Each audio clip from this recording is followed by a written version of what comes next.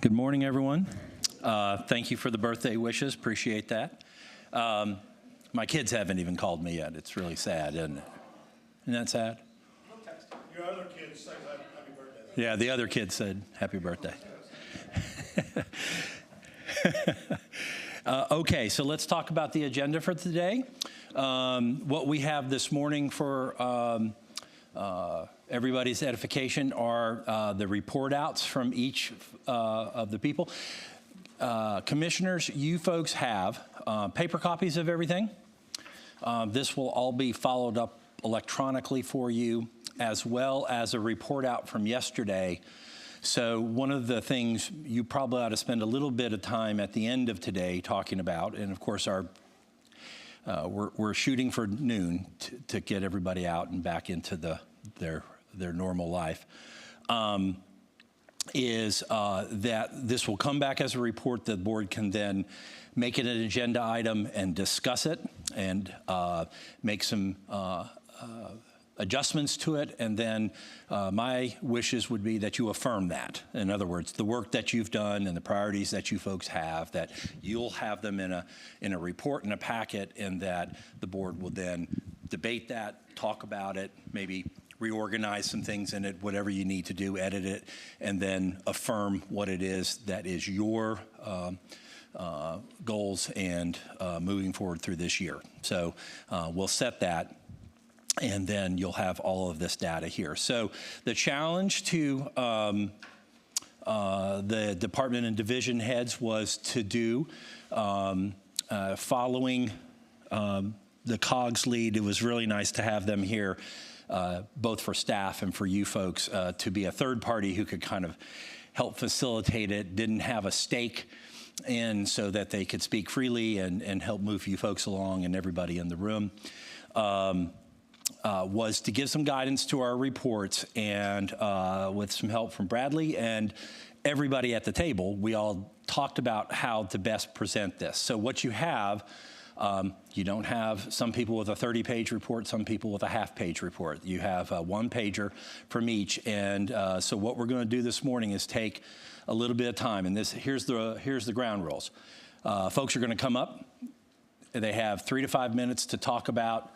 And I say 3 to 5 because they get graded an A if they go 3, and they get an F if they hit 5. So, but they have some time to do this, and then you have time to ask initial reaction questions back about what it's telling you, what else is to it, you know, the things that might occur to you folks that you might want to know some more. This isn't the end of this. Obviously, when you get your report throughout the whole year, work sessions, future meetings, you folks will be able to pull this stuff and have breakout discussions on particular things, whether they're issues within reports or departments, and getting a fuller understanding of what's going on. We'll use your report as guidance on the narrative for our operations and capital that I'll be recommending to you folks later on and in your budget work sessions and things like that. So that's the way we're going to kind of move along. Now, what we have up here is from yesterday. We kept up the Tier 1 issues as they were ranked. Some of them are Tier 2, but essentially we kept these up front so that we could remind ourselves what they are and how we move forward and what the bigger chunky things are, and then we'll start talking about other things. Are there any questions before we start? Yes, sir? Is the thinking that this one-pager is something we'll maintain throughout the year? Yes, it will be a guide. However, they will modify and change also, you know, as you would expect. So the numbers will obviously change. It could be that you folks look at and say, what about this piece of information? That would be more helpful to us as we debate issues. And that question was really to highlight that we want to maintain and update throughout the year, keeping it as a one-pager that we can then easily reference at any time, knowing that it's been updated. Right. That's awesome. Yeah. Fair enough? Okay. So who was first on our list? We're going alphabetically. All right. Is Dan here? He is. Kevin, you're doing that for him? All right. Before you jump into this, Kevin, I feel obliged to share some feedback that I got from the community. I had the opportunity to attend the ribbon cutting at, what is it, Trevani, our new Indian restaurant. This is bothering me. Is it? Sorry. Thank you. It bothers me too. I appreciate that. Thank you. But anyway, the owners there were kind enough to share with me the feedback that this store was one of their easiest to open. So that's some feedback I wanted to give the town and the inspections group, and how responsive the town was. He sang nothing but praises about how easy it was to work with the town of Waxhaw to get that store open. So I just wanted to extend that compliment. So thank you. That's excellent. Thank you, Mayor. And that's a credit to our staff. Dan.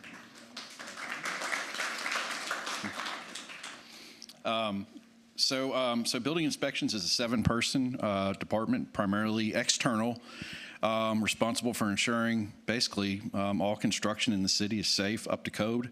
It also includes the fire marshal, which provides emergency services support to the town. Let's see, and this year, I'll also just a little tip of the cap to the department. We have one of the highest certified and competent teams in the state for inspections based on level of certificate and years of experience. I think that's very important. I think that goes into that quality of service as well. This year's primary focus areas were on restructuring commercial permit submission requirements and establishing a formal plan review process. We actually brought on a new staff member, new inspector who's been working with Dan on that very successfully.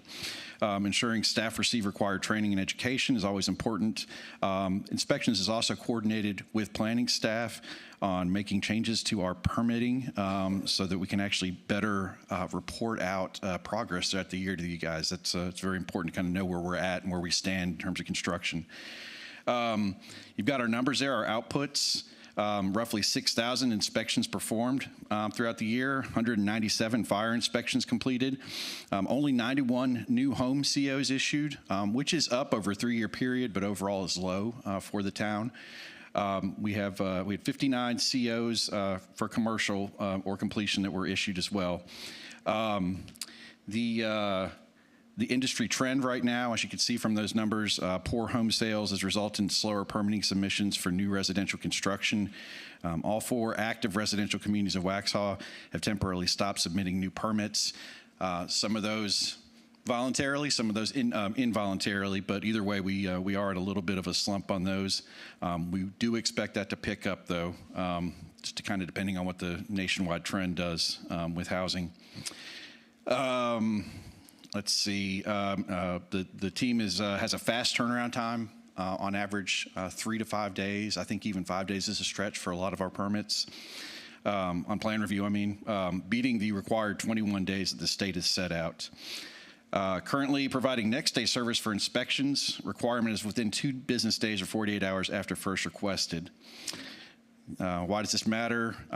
Fast, safe, and legal. Homeowners are quickly able to get services they need from contractors operating in a safe and legal manner. Keeps up to code. Everything in the town safe. Safety, compliance, and documentation. Again, making sure that work meets minimum requirements, record keeping, and holding individuals accountable. And I have the Chief Building Inspector, Dan. I have Chief Building Inspector Dan Pruss here as well for any questions. How many was that? That was 3. All right. Good deal. So the floor is open to you. So I know that there's been some disconnect between the county and the town as far as the permitting, you know, or at least that's what I've heard. So Yeah.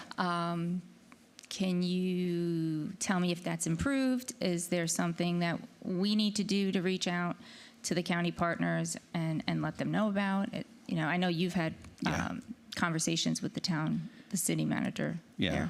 There. Scott and Dan and Orion and I think Matt was there also, Todd. We actually met, well, we went to the county a few months back and met with them about that. It's a sewer and water is typically the slowdown on most of this stuff. Their policy is that they will not begin their plan review until everything else is finalized. They also won't allocate sewer and water until that point also, which is different than a lot of places do it. A lot of places will give you an early allocation and will run things concurrently. Unfortunately, we can't do a lot with that policy. That's their policy. So the best that we can do and what we've been trying to do is when applicants come in early on, both at the planning stage and then also just at the permitting stage, if they don't have any large development to deal with, we try to remind them early on to go ahead and get in contact with the county, and we facilitate that if we can. I've also been hopping on Fridays. Usually they have plan reviews there about once a month, and taking a look at those, and that's kind of given us some red flags, some things to look out for to try to help keep their process moving along a little bit quicker. That's about all we can really do with that at this point, is just work on the coordination side. When you say finalized, are you talking about architectural engineering plans complete and final and signed off? Yes. Just so all the engineering work has to be done, all the architectural work has to be, all the design work has to That's be done. correct, yeah. Before they even think about doing a hookup. That's right. And they also send their permitting to the state as well. That also adds on a significant amount of time. That can be a month. It can be, is it 90 days, Dan? 30 to 90 days sometimes that takes? Yeah, they had 45 days. 45 days, yeah. So that can be frustrating to somebody that's been working, elsewhere in the state, and they come here and it takes a lot longer. And again, I'd love to speed that up a little bit more. I do know that some of it is primarily on the sewer side with their capacity. They are limited on capacity, so they don't want to allocate out and lock up capacity and then something not happen and have it tied up. So that's part of their concern. But either way, it does slow things down. Any other questions? From the board? Okay, good. All right. Next, Nick, is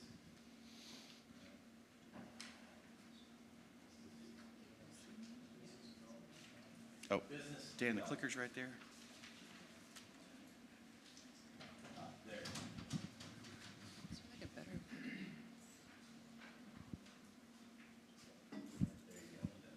All right, thank you, appreciate that. Okay, business development, Alara. I'm sorry, I think I may get an F. I'm going to try to go faster. Do my best. But before I walk through the dashboard, I just wanted to provide a little context about what you're looking at. And I also promised that I created this one-pager and presentation before the conversation yesterday, as there'll be a lot of similar phrases and themes from those conversations. But this dashboard that you're looking at reflects our department at full capacity. Right now, we are operating leaner than that. With recent staffing changes, most of our day-to-day focus is centered on downtown and the transition areas, because this is where much of the town's economic activity, redevelopment pressure, and private investment interest is currently concentrated. But even operating lean, our role remains the same. We connect business development, downtown revitalization, and economic strategy into one coordinated approach that supports both near-term needs and long-term growth. And our purpose is pretty straightforward. We help strengthen Waxhaw's commercial tax base while protecting community character and supporting the small businesses that define our identity. We serve residents, business owners, property owners, visitors, and internal departments. We help them by turning ideas, investments, and infrastructure into real economic outcomes.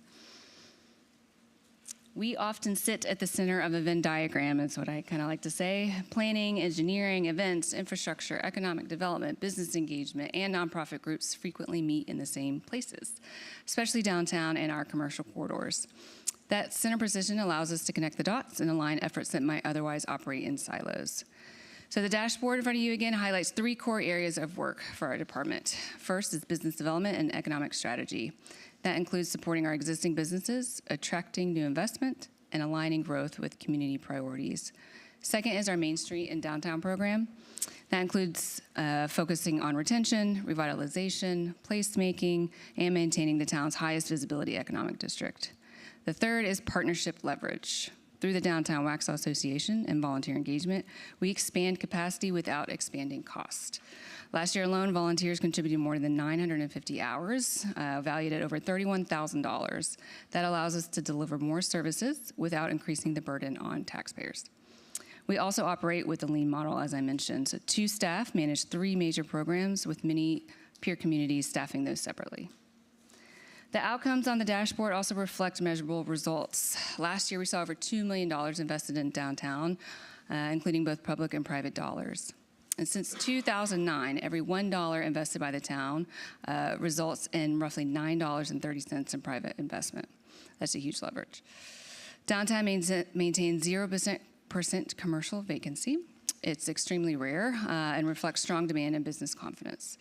Since 2020, town investment in business development has coincided with a steady growth in sales and use tax, which is now the 2nd largest revenue source for the town. And these numbers matter because they represent a shift toward diversifying that tax base and easing pressure on the residential taxpayers. You all had an important conversation on Tuesday about the cost to serve and the balance between residential and commercial growth. Economic development exists to help address that challenge. Communities like Waxhaw often face the reality that residential growth increases service demand faster than revenue. Commercial and experiential investment helps rebalance that equation because those uses tend to generate stronger net tax revenue. So the question for us is not whether to pursue more commercial growth, but how intentionally we plan for it. We still have meaningful undeveloped land available, and there's an opportunity to think strategically about what percentage of that land helps move us toward the long-term balance the board wants to see. So that requires planning, infrastructure alignment, and clear direction on priorities. So going forward, our focus is continued economic diversification, supporting local entrepreneurs, and coordinating infrastructure and redevelopment. Lots of 3-point words today on a Friday. Big vocab. So all in ways to protect Waxhaw's character while strengthening our financial sustainability. So my role is to help connect policy direction to real practical outcomes. And I'm here to help this board move from goals to strategy to results. So the too long didn't read version is our work exists to help Waxhaw grow in a way that protects what residents love while strengthening the tax base that supports everything else the town wants to do. And how much time do I have left? 43. Oh, okay, I have a little rally cry for something from yesterday. So one final note from the group activity yesterday. I knew that community character and historic preservation would rank lower on everyone's tiers. It did ours as well, even though Janet and I would put it number 1. I just wanted to provide another perspective and kind of reframe that a little bit, as I think we all not only undervalued that, but everyone in here undervalued their importance and role in it. I want, think about the words from yesterday: charm, quaint, character, leafy, community. Those aren't just fluff words. Those are all key economic drivers. They were all important and powerful enough to be in the vision statement discussion we had yesterday. So people, which are residents, visitors, businesses, investors, spend money where they spend their time. This is a really good rally. Okay. Something even as small as fresh flowers and planters downtown, or someone calling town hall and getting their question answered professionally, and quickly. That all makes an impact.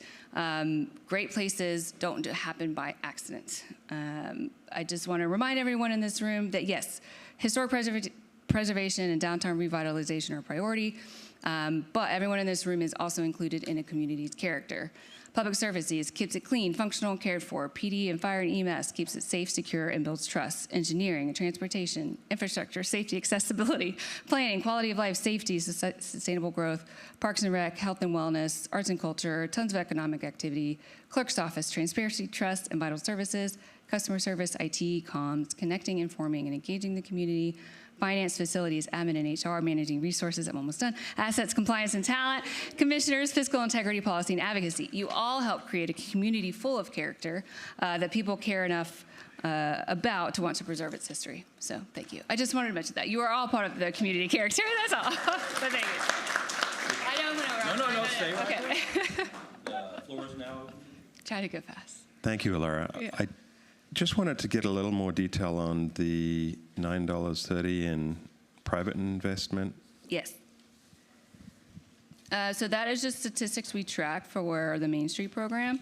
And that is everything from, I think one of the largest influx of that is when the apartments were built. That was a huge private investment. So, and it's something as small as even the facade grant, a private property owner putting money into the facade, but we help them with a small incentive to get that done. So leveraging those dollars to get private investment and take care of their buildings. But was there something specific about the number that? So the building of the apartments was considered a private investment then? Mm-hmm. Okay. That is, yeah. On the industry trend, you're saying, and I've seen this before, the trends are shifting towards experience-based models. What's like a good example of that? Are you talking about breweries, or are you talking about more like lawn bowling and arcade type, or It could even be both. I mean, a it's anything wider that theme makes across? people linger or want to stay for a while. So it could be a brewery if that's, it just depends on the person. Right now, we are seeing a lot of interest in kind of recreational youth programming, which is what we're kind of focused on, some more culture, pickleball, mini golf, those kinds of things. But that would be an experiential type of retail. So not just traditional kind of just like brick and mortar, but something that draws you downtown and keeps you there. But those places need to be walkable and accessible and things like that. So Sure. yeah. Okay. Is there any data on, and I don't know if you would have the data, but if the, like Middle James has a lot of events where they close off that street, and it's usually successful for those businesses. The businesses I've spoken to said it's even a higher, they see higher profits on that day more than Black Friday.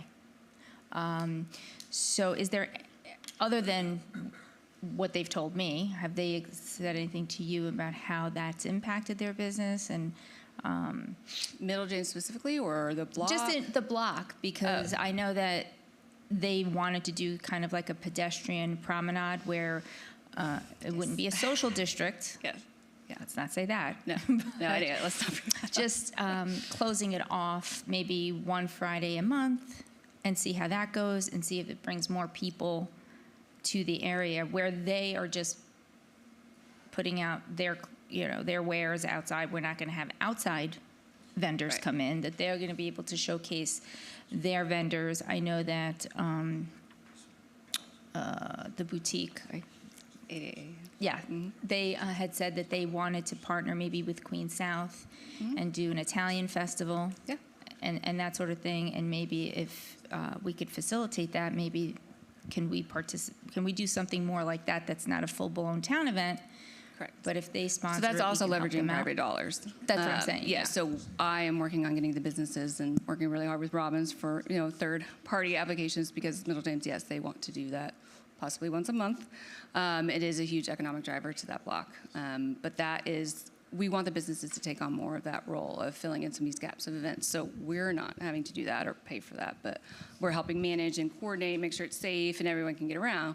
But they do bring people downtown. Anything that's visible, tents, balloons, people stop and see. So yeah, I guess a question that you might have to research and think about is how can we facilitate that without putting on the event, but help facilitate it where we can partner with them, but it's really their responsibility to, if they want to hire a DJ, they do it. If they want to, have some type of, party or something, they do it, but maybe we can provide the barricades. How does that that's actually work? what we're doing right now, which is great. So they submit a third-party application, and they also have a rental application. So for right now, we're trying to figure the details out. They may be getting their own, but right now they can rent our barricades. They work with PD to get off-duty officers if needed. So we help them coordinate kind of the back end, but they're the ones taking care of it right now.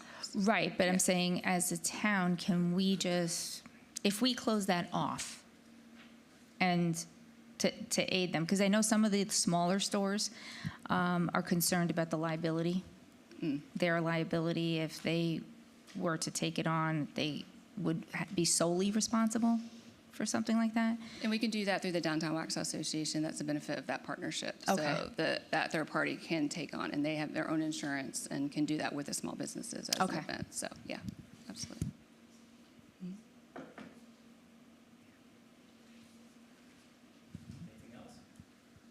else? So we have 0 downtown commercial vacancy. And I guess one thing that I would like to know is like, what are the immediate opportunities to either develop what we already have and help the business owner maybe expand their business or something like that? Are there immediate opportunities? Because I see, opportunities are really what you might include in the primary focus area at the top of this page, but like, are there immediate initiatives that you're working on right now that might be examples of how we're growing the business community downtown? Downtown, right now, so that for me, my biggest focus has been retention of the downtown businesses. I focus on them first and trying to retain them and help them grow and move them to maybe a larger location or, from either Millview down to the main block and things like that. Help them hire employees so that they don't have to be the single owner operator and things like that.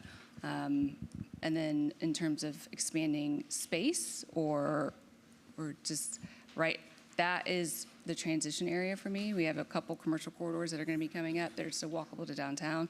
So that has been a lot of my last few weeks is working on with some property owners and kind of trying to strategically get kind of what we want in those areas that would benefit the downtown businesses. It could be more room, it could be more retail space.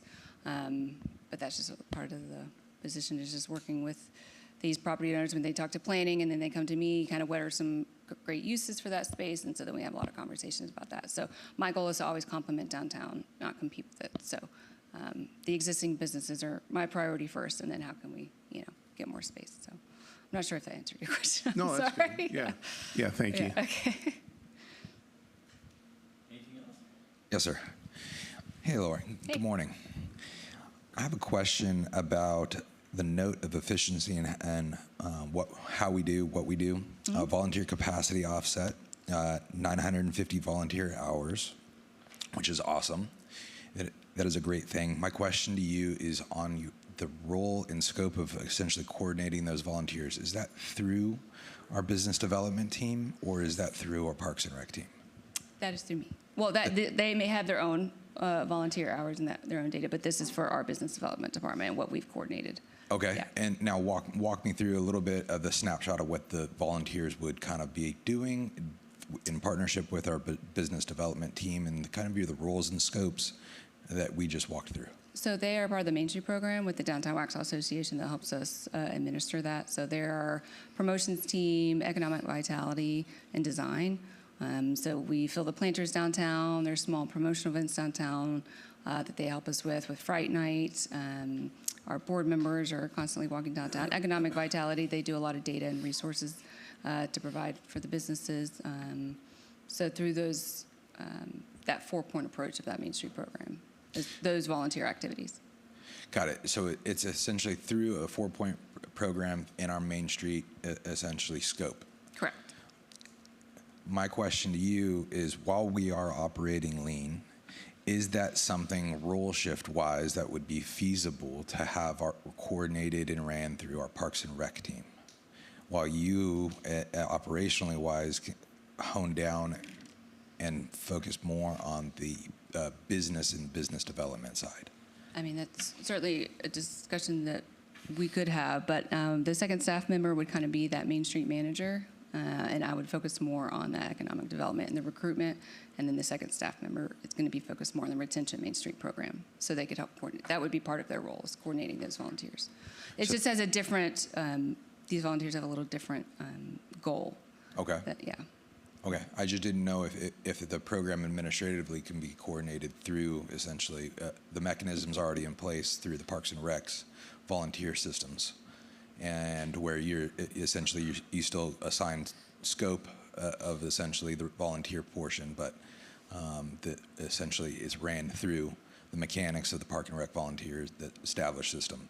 So instead of running two congruent systems, essentially requiring two separate pathways, the volunteer sections maybe can be combined. So that way, one of two things: it can be in a uniformed place where someone does want to volunteer in a certain program or at a certain event in through the Parks and Rec, but maybe sees a supplementary event that's also through the Main Street program. I mean, I'm not sure I can fully speak or answer that right now, but certainly something that we can consider. Okay. As we move forward, yeah. But I know they Thanks. have their own whole volunteer corps and their own nonprofit program to run too. So. Okay. Well, thank you. Yeah, I appreciate it. Yeah. Good. Thank you. Okay. Appreciate you. Thanks. Thanks. Okay, communications, next.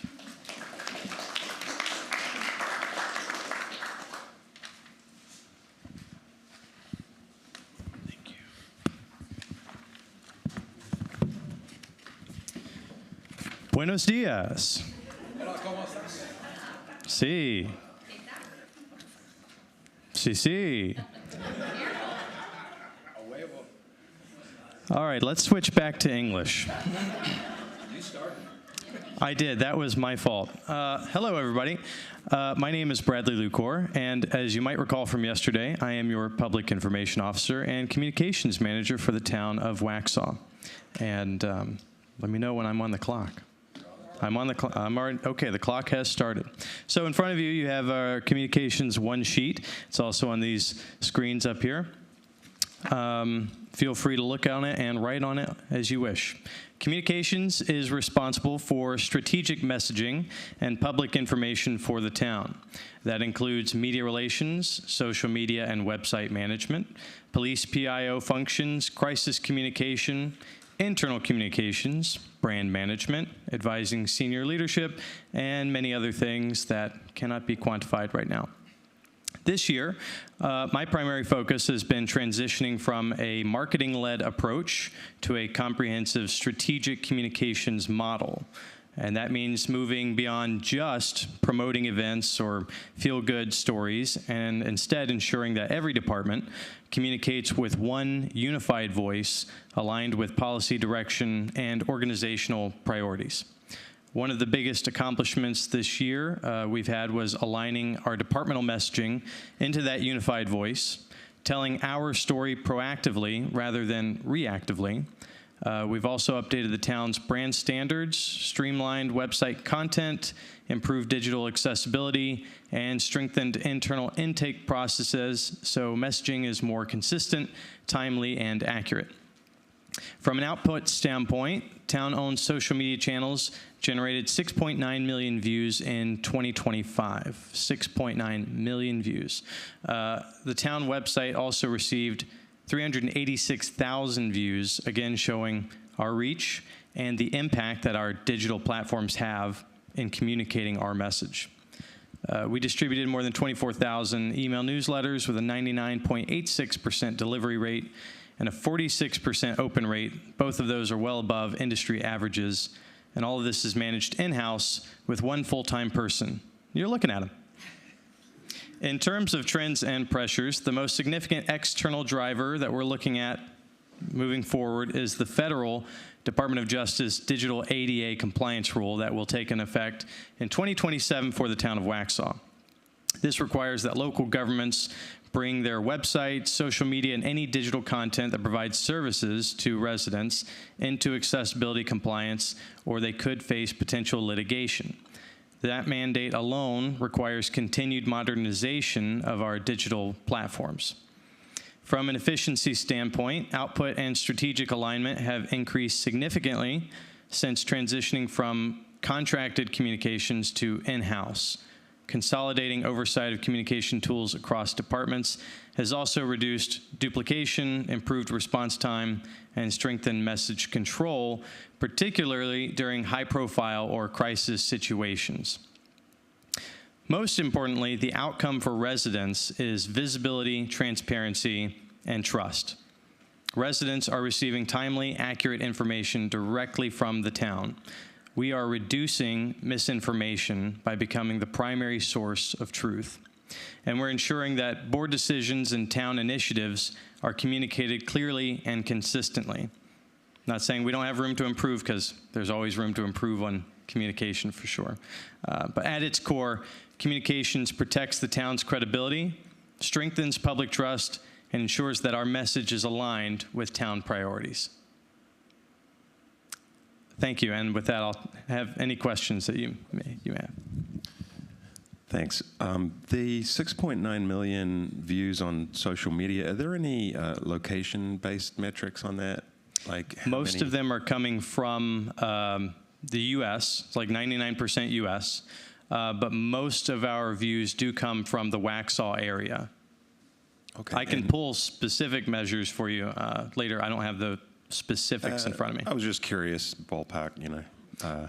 Or I would say Waxhaw/Union County is basically our highest amount of traffic. So like 80% or something like that?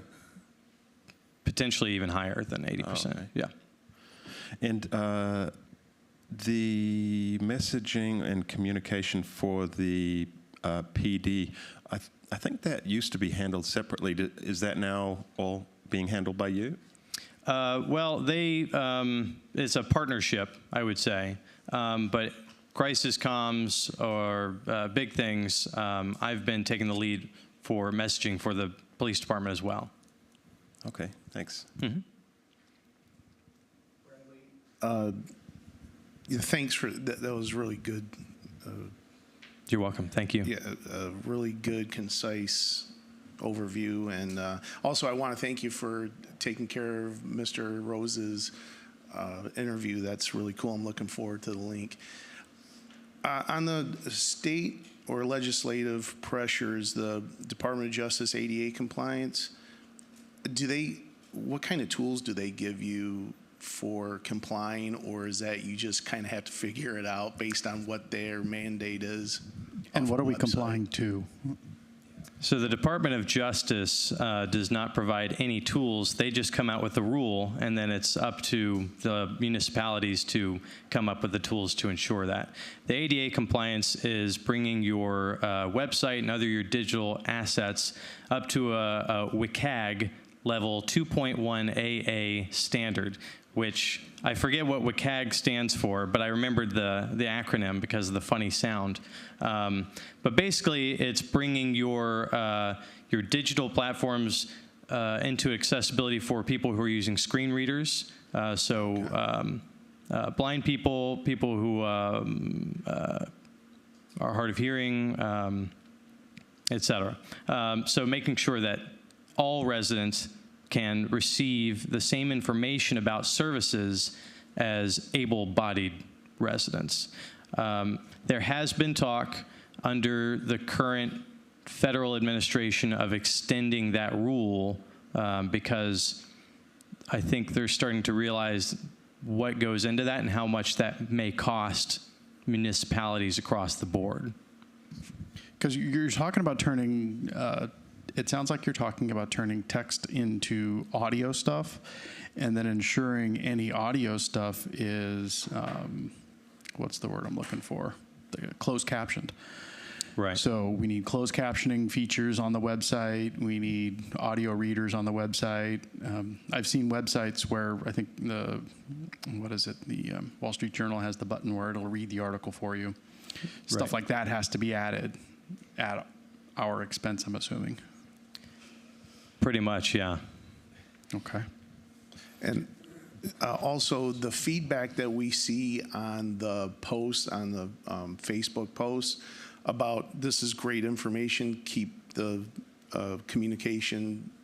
Basically, they want you to communicate with them just the way you're doing and probably a little bit more, it's the same people. Look, I don't know how much more you can do. You're doing all the weather updates, all that stuff was really timely and very informative. So, but I read the comments and the most, if not all, were really positive. So we appreciate what you're doing.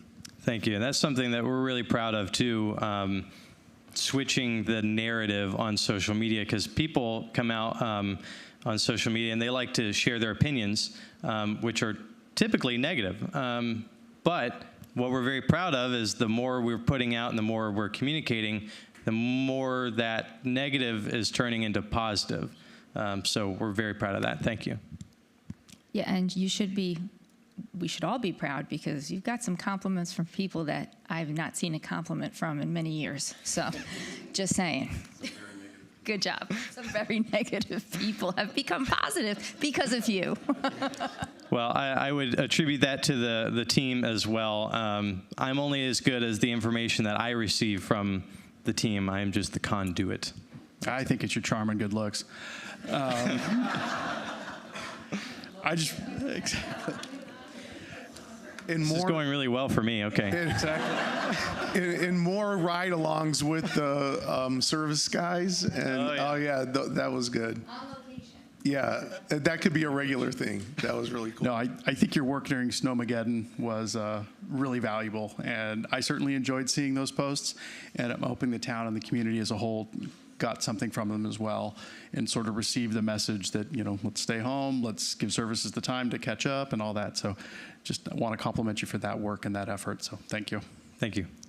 I'd definitely echo that. The work during the Snowmageddon, Icemageddon, it was awesome, great communication. Question for you on that state legislative piece. WCAG 2.8A, how many vendors are available to service that?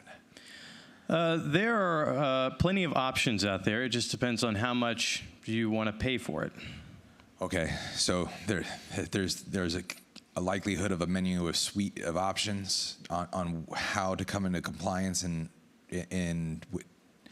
would it have to be multiple vendors to come into compliance? Does the closed captioning vendor differ from the whatever vendor ADA compliance would require? Potentially, yes. So the biggest one would be the website. Okay. And, our current website, we've taken as many steps as we can to bring it into compliance before the deadline.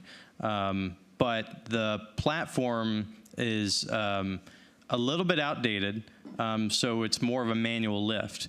If we were to switch and get an improved website, they would hand it to us up to ADA standard. The trick comes in with, once they hand it off, then anything that we add in, we have to make sure remains ADA compliant. So that's where it gets a little hairy. Okay. So there are levels to this onion, for lack of better words, to where once we start moving, and to come into compliance, there will be a lift part A, and then there will be a continuous maintenance essentially behind it. Yes. For any new, essentially uploads, informational pieces, it would have to run in concurrence. Yeah, and another one would be PDFs. Okay. You no longer can just scan a document, make it a PDF, and put it online. Yeah. Because without the accessibility features in it, someone with a screen reader is just going to see this is an image, yes, and they're not actually going to be able to read the text on it. Got it. Yes. So it's a pretty involved process. All right. Well, thank you for that snapshot. You're welcome. Yeah, I really appreciate everything you're doing, and I especially like the summaries that you've been posting about board meetings. And I wonder if we could bring even more transparency to decisions by perhaps depicting how each commissioner voted, something like that, perhaps on the website. I would be happy to explore that with the clerk's office. Thanks. Hey, Bradley, more of a statement than a question. I was a communications major, so back in the day, the medium was a message. Remember all that fun stuff? We had print media, radio, and TV. Now you have this whole beast called the internet. So I've just heard nothing but positive things that you've done, and it's quelled and silenced some of the negative stuff that was out there prior to. So kudos. Great job. Really appreciate it. Thank you, sir. Back to the ADA thing, sorry. Is there any solutions that basically, I hate to sound like a simpleton, but is there any solutions that AI offers, the chat models that are out there? Is there any way to maybe link those or integrate that into our website so that folks can then go to the AI and then access the website and instruct the website to do what they need it to do? That's definitely something we can explore. I don't have any specifics on that.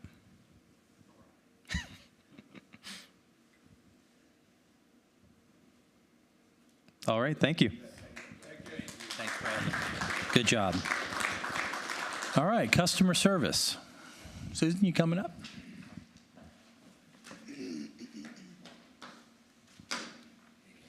Thank you.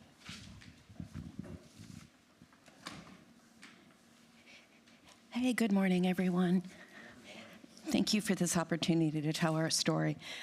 Somebody said to me this morning, I wear many hats, and this morning it's the customer service hat. And what we do, this is the ladies you see sitting up front, and when you come in the lobby, we service the town's front door. We're the primary contact for residents, contractors, vendors, visitors, and staff.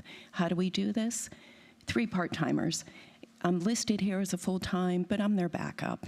And you'll sometimes see me when you come in, I'm sitting there. Just as a backup. What do we do? Front office phone assistance, permit intake, inspection scheduling and support, mail distribution, meeting room and vehicle reservations. We also now have a bilingual customer service staff member, which has been a great advantage to our team. Call logging and voicemail routing. We do this in person. We don't use any AI. Several years ago, we did have a phone tree. What we discovered over the course of tracking, our residents didn't like it. They were not using it. What they would do is bypass that to go to O for operator. So, as we kid, representative. It wasn't working. We discontinued it. What we have found is our residents and our community want to talk to someone. They want to have a voice. They want to be heard. So that's the service we provide. And it's showing. Outputs what we do. We track every call, every visitor that comes in. 7,763 interactions last year, 71% increase from 2024. How that breaks down, phone calls, 6,257 phone calls, 77% increase from the prior year. 1,506 in-person visits, 51% increase from the prior year. So what that shows me is that people like what we're doing and they appreciate it. And we do this with 3 part-time staff that cover a 40-hour schedule. So they rotate. So if you come in on a Monday, you're going to see April sitting up front. On today, you're going to see Catherine that is covering. And Jennifer is our Monday through Friday person. She kind of does a mid from anywhere from 10 to 2 or 11 to 4, just depending on scheduling and staffing. These ladies are wonderful in that they coordinate if somebody is taking time off. For the most part, they flex their schedules to cover. So they just do a wonderful job at it. Just like I said, while there is AI out there, I don't think that's what our Waxhaw residents want or need, and this shows.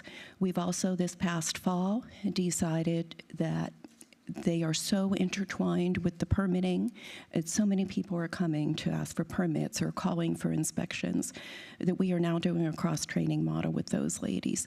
Some of them are familiar with permitting from prior years, but some of them are not. So at this point, we have staggered training, and we're bringing them slowly all up to speed to assist building inspections with what they do.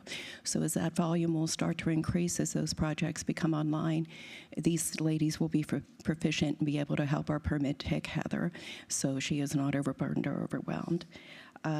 Like I said, that is staggered right now. I started in permitting, so I can speak, and Dan can speak to this. It's a complex process. This is about anywhere from a 12 to 18-month learning curve before they're really proficient. So this timing will be just perfect for what we anticipate is coming down the pipeline. They de-escalate too, and it's if somebody calls angry, they are empathetic. They try and help. They try and support. They do everything they can to serve our residents. They're also our first line. We work closely with Bradley. We get a trend coming in. We notice numerous phone calls coming in.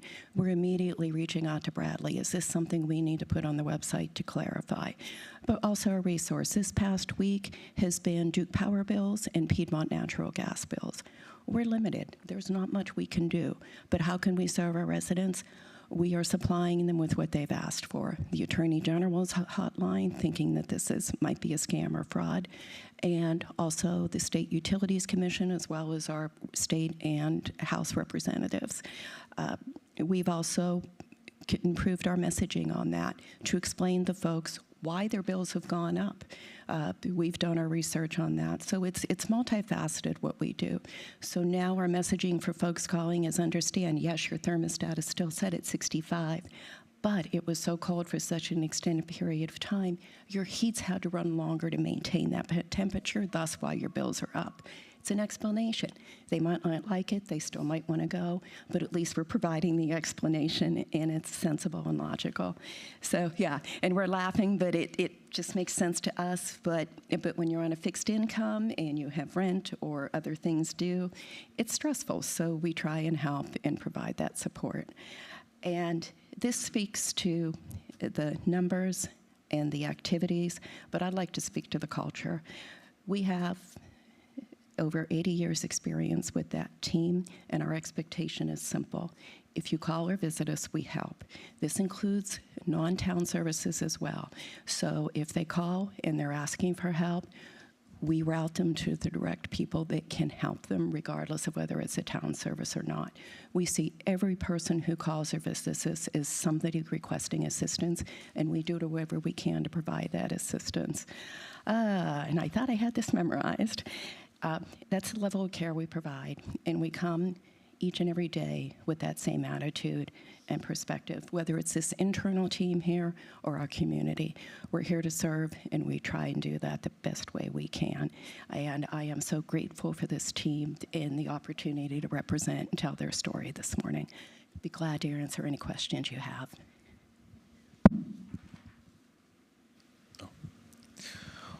I'd like to thank you for the opportunity to start. Appreciate that, Richard. First thing, a couple of things that I picked up, and your story that you weaved was so well spoken, Miss Susan. The customer service team is the central hub of or a central switching station of information, old school kind of phone switching station, where you're getting the right people plugged into the right information. It sounds like what our customer service team has done and excelled at, with yourself as the full-time, and then 3 part-time team members. The way that team sounds, it is very balanced and working well together, very cohesive. Again, years of experience, time on task. Everybody kind of knows the workflow.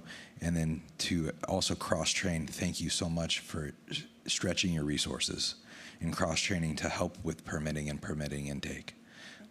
So I just wanted to say thank you from the residents for everything that customer service team, the first greeting team, it does at our front door. And so much appreciated. Thank you.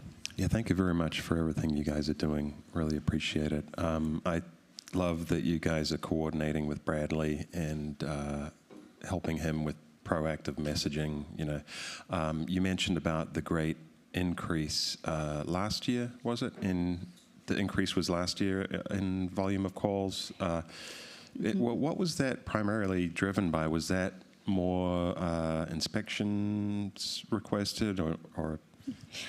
We've, since we started tracking about 4 years ago, and we've seen a consistent increase in calls every year.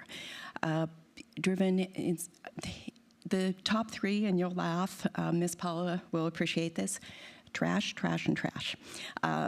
People love their trash, and during the 2 winter events, I switched the calls to my town cell phone and monitor those calls all weekend just to keep up to date and let people know what was going on. Trash was the number 1. Is our trash going to be picked up? Bradley did a great job of updating that so I could convey that information.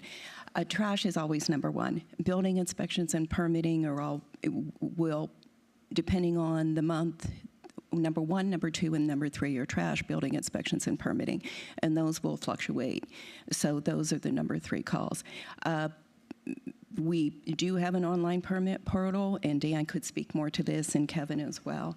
But folks still like that personalized touch. They want to reach out and talk to somebody if they have a question.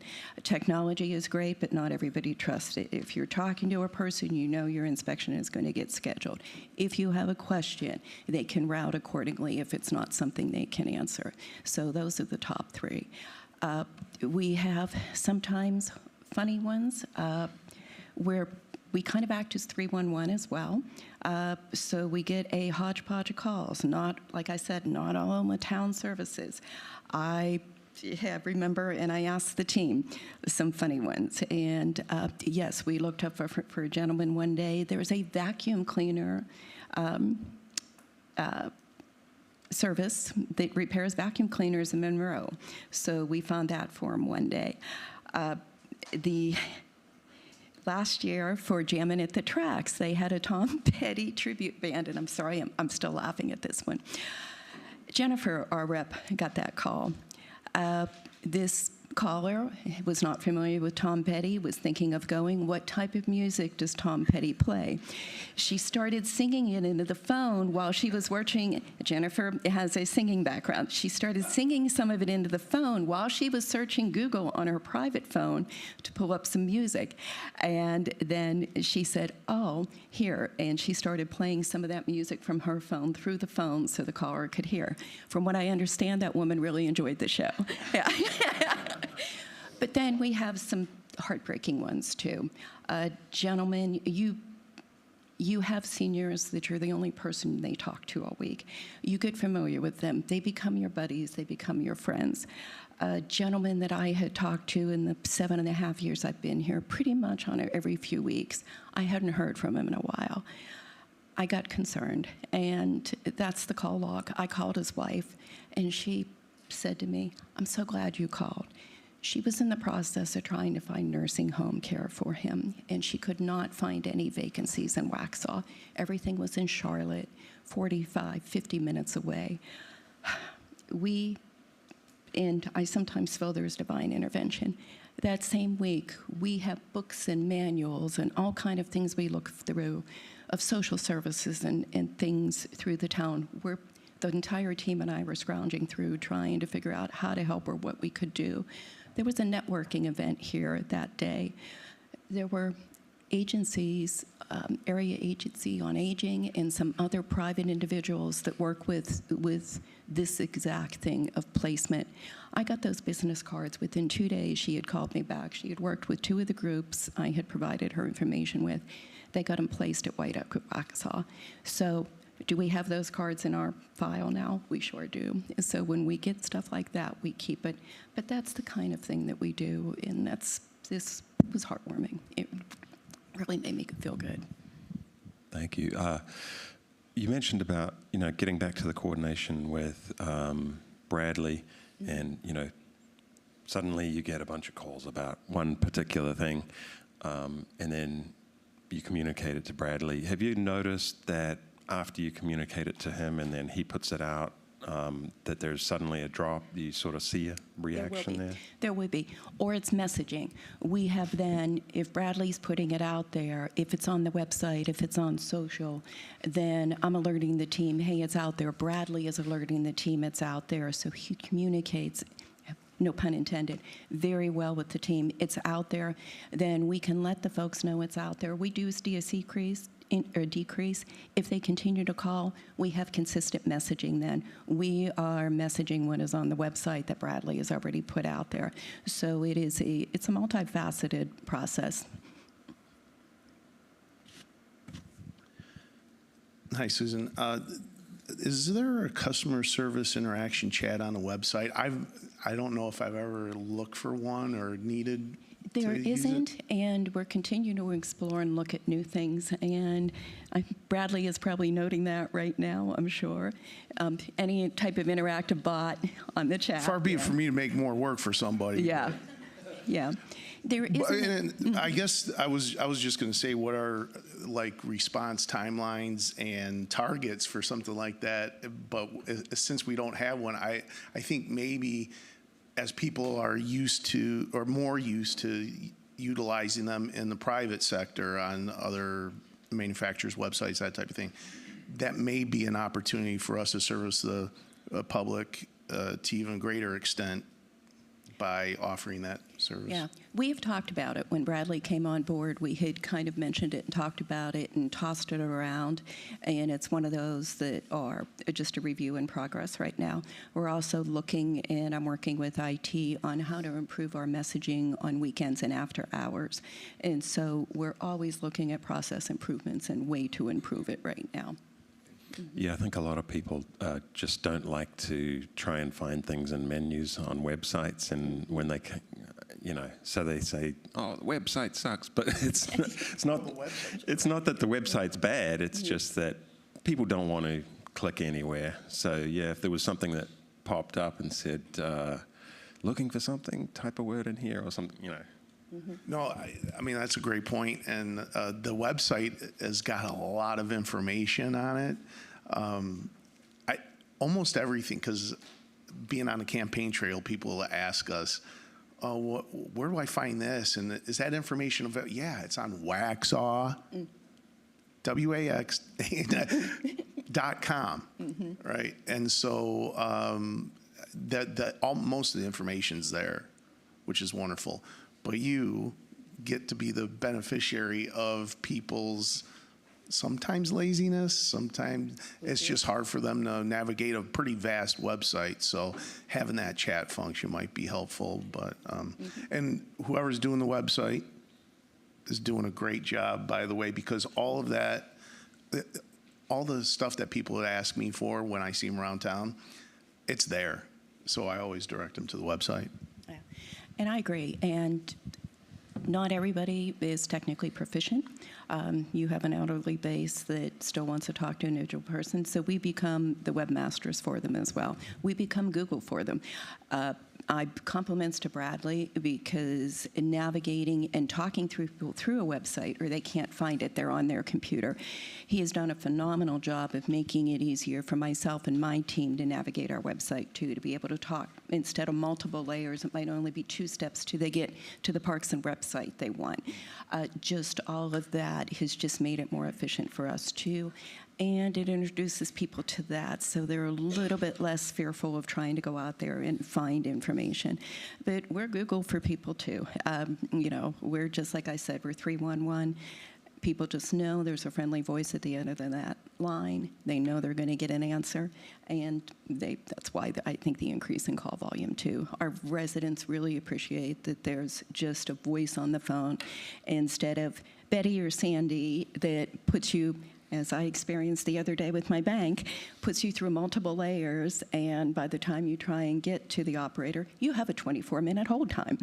And so what did I do? I hung up, frustrated, and that's what we want to try avoid here. Some of my background, I worked for a cable company for 3 years, so I remember the call center, and I know exactly what you're talking about. I can't remember all the stats, but we had on the wall that we could see visible for all of us was 3 stats, and I can't remember them now, but yes, we were always in the red. We were never green, and that's what we don't want to do here, and that's why it's just so personalized. Those phones are answered. As a matter of fact, even though I'm upstairs, I am still part of the queue, so after 3 rings, if that phone is ringing, I'm picking it up. And so we try and avoid letting anything go to voicemail. So I'm still one of the resource backups as well. If it's not answering, I'm looking on the cameras. Those ladies might be helping somebody at a window. Somebody else is on a phone. I can see that. I'm picking up that phone. So. Your staff I happen to know a couple of them before I started as a commissioner, but regardless, they're very friendly people, and they treat everybody with a lot of respect and a big smile when you greet them, or when they greet you. So that's really refreshing. I come from a heavy customer service background since I was a kid, and I know these guys do too.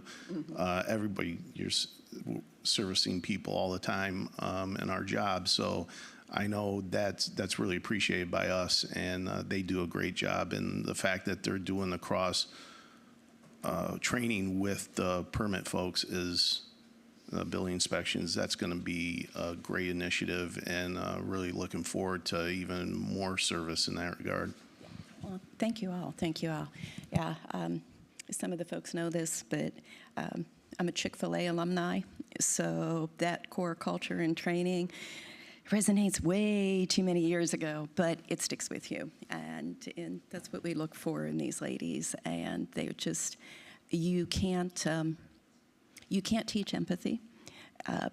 Some of it you can teach, but it's just core to personality out there, and that's what we specifically look for, is just, yeah, just a team, and it's a phenomenal team, and I'm so proud of them, and so thank you.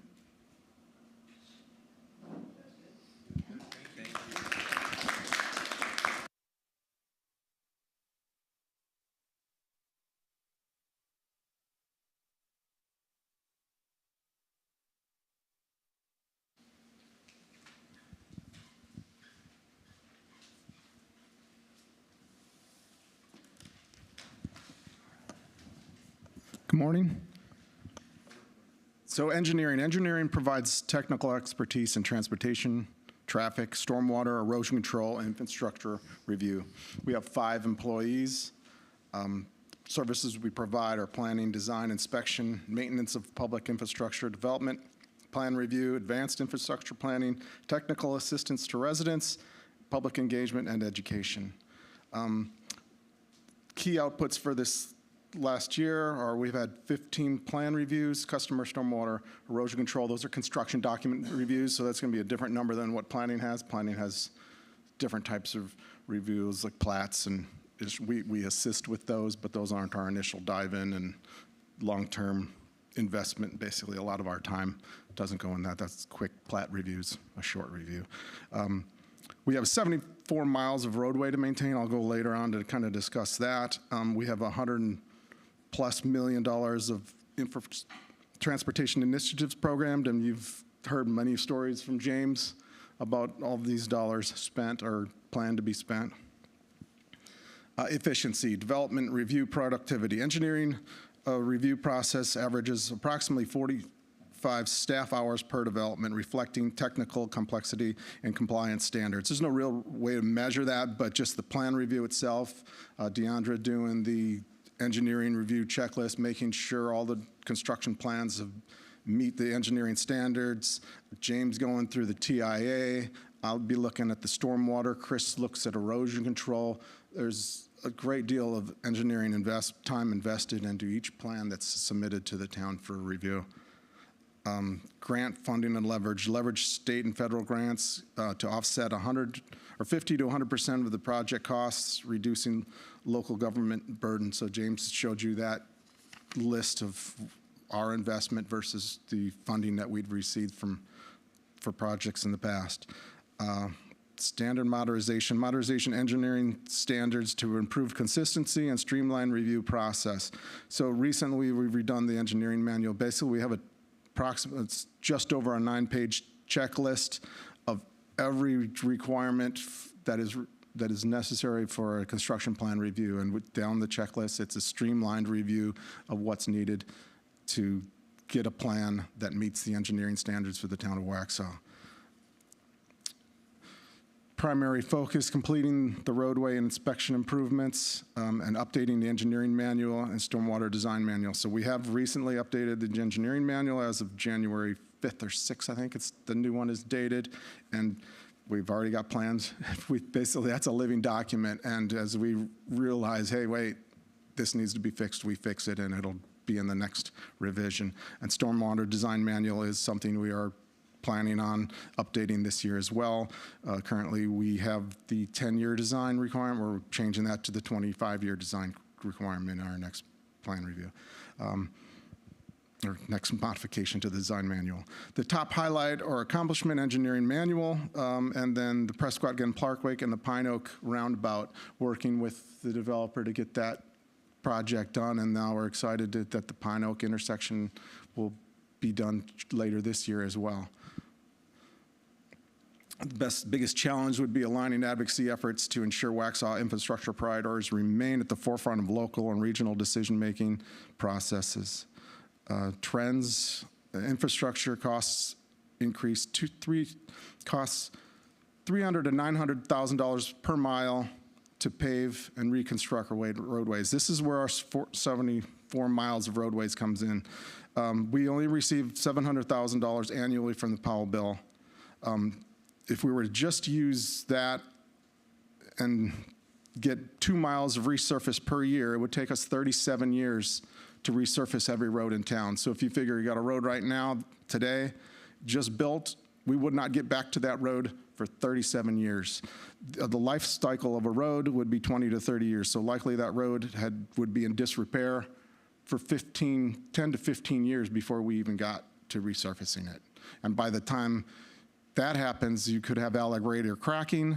And if you don't understand what it is, basically the road where you see the cracks in the road are big squares. It looks like the back of an elevator. And that's where the cracks, the water gets through, and that can damage the road even further. And it's not just a simple $300,000 fix per mile. That's the $900,000 fix per mile, possibly more, because your subgrade has been destroyed because water's been seeking through it for 15 years. Almost done here. We are focusing on connectivity, intersections, and balancing long-term obligations. Planned on improved roadway safety, proactive in getting those designs in our manual, high-quality infrastructure, meeting compliance with the long-term standards. We upgraded our roadway standards just, I think, a year or two ago in that engineering manual to meet the state standards. And then the clean water, and we're always seeking out that. Chris is out daily doing erosion control inspections, making sure the existing construction projects are on task and meeting the erosion control requirements. Quick question. You got design manuals and standards that you maintain. Is the width of the road something in your design manuals, or is that in the LDC? Correct. That's in the design manuals. And there's multiple risks depending on what type of roadway it would be. Okay. Thank you for that. When I was at the WUMA meeting last night, the gentleman from Stallings was talking about new technology for roads, like new polymers and whatnot.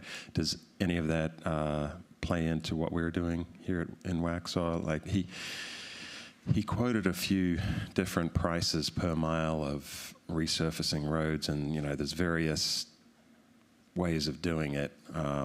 It was anywhere from $120,000 a mile to 3 times that much. Is that something we're looking at here in Waxhaw, the various new technologies that come out? So we haven't looked into different polymers. I'm not aware of that, James is. But we have used GeoGrid, so some of the cul-de-sacs that have had some serious damage, instead of just resurfacing them with asphalt, we put a GeoGrid base underneath there to give it a stronger support. I don't know, are you familiar with the? Yeah, so a lot of those new technologies still need to be proven to be tested. So there needs to be more research that needs to be done first, because what we're seeing in a lot of these emerging technologies is a good sales pitch, and it's not really as effective as it's portrayed. Some things that are effective, though, that we are seeing are like the micro-surfacing treatments. Those are effective at a low cost, along with just your mill and overlay is obviously what we do primarily, but then also chip seal, crack seal, those sorts of methods. So there's a lot of emerging technology with the polymers, but those still need to be tried and tested. Right. One of the things he mentioned, and I forget the term for it, was a type of resurfacing where after it's done, it kind of looks bad for a couple of months, and then they clean it up, but then it lasts longer. So anyway. Well, I don't remember what the product was. We tried it a couple years back. It was supposed to be some type of chemical that we sprayed on our roads and made the roads look really pretty, but we didn't feel like, having watched it for the last 2 or 3 years, we don't see that it has really done anything beneficial to our roads. And we feel like we've tried this latch project on sassafras. We did the chip seal and resurface, and we really feel that is going to be the best way for us. It's a cheap, rather than completely milling the road, providing a chip seal and then resurfacing over that is a more economical, efficient way to resurface our roadways. Sounds good, thanks. So this is the cost now to resurface, right? And I know that we were pretty upset when 382 got passed, but that did not include any changes to roadway standards. And upcoming legislation, I think, does. So what do you think that would, I think in that swimming pool bill, they were trying to change what would be considered a state standard and having municipalities lower their standards on the roads. So that's going to cost us more money in the long run. So do you guys get updates on that at all? In a different way than we would from Deborah, because by the time we get it, it's already in process, and I just want to get ahead of something like that. No, I'm not too familiar with that, but basically our road design, it meets the state standard. So whatever the DOT standard is, that's what our standard is, and that's what I mentioned it. We had just updated ours to have the same amount of subgrade, same amount of binder, same amount of surface material is exactly what DOT has on their roads. Have you heard anything about that?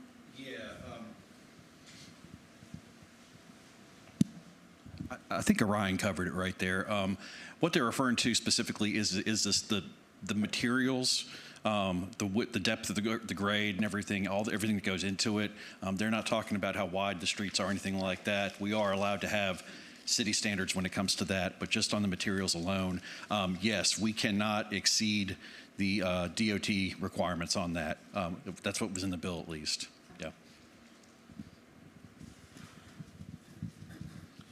Is there a difference between, or a difference in life cycle between secondary roads and subdivision roads? Because you mentioned that a life cycle on a town road would be 20 to 30 years. But we have secondary roads and we have subdivision roads, right, that the town owns. Is there a difference in those life cycles? So yes, I mean, really the road life cycle depends on the traffic on the road. So if a lot of the roads, the shorter roads, I mean, the worst they're getting is one garbage truck and some FedEx trucks down there every day, whereas a main road in a subdivision like Waxhaw Parkway has 4,000 vehicles on it a day.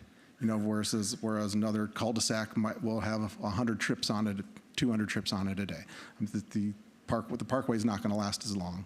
Well, that's a wider road, and we're going to want to, and it's going to be more difficult to replace because there's more vehicles on it. We're going to have to close one lane at a time and have to work with all the residents' concerns about, hey, I still need to get up and down the road, and you're resurfacing it. Whereas a cul-de-sac, one lane at a time, people can get in and out to their house pretty easily. So yes, it's definitely a difference between based on how much traffic is on a road, and the garbage trucks beat them up pretty bad too. Are we prioritizing based on road condition, not just some life cycle of time's up? Correct. Yes, road condition. So we did the Good Roads study, and then they identify what our roads are, whether they're red means they're terrible or pretty bad anyway, and then yellow is they're getting bad, and then green, we're in pretty good shape. I think 75–85% of our roads currently are in good shape. We're going to be doing another Good Road study here in the next month or so. And we'll definitely know that. Then there's the opinion of which ones do you want to fix first. My feeling is if it's almost bad, I want to fix that first, because once it's bad, it's already going to cost us $900,000 to replace it. If I can prevent a road from getting bad, and it only cost me $1,000 to do that, that saved me $600,000 3 years from now before that road got bad. So we only have, as of last year, we only had a half a mile of really bad road. So at that rate, we can fairly fix that half mile, and the goal is to not get any more bad roads and just have not so bad roads and fix those at the cheap when we can do it for $300,000–400,000 a mile. And how often are we doing the grade grading? Is that an annual thing that we grade all the roads? Not grade as in to surface, but grade as in letter grade. So we've been doing that every 3 years, right? Every 3 years? Correct. Okay, and that's a town-wide type of thing that we do? Correct. Perfect. Got a question. In the Mid-South, in some of the service roads, which are airport service roads, Mississippi, Memphis, they're trying to polymer blend on the roads because they have heavy GSE equipment that service it, and they're trying that. Is that something, is there an appetite in Waxhaw to at least look at that or monitor that technology as we go forward? So I think that would go back to the state requirements and what type of layers that we can require. But we have gone to the C-type concrete or asphalt instead of the B on occasions.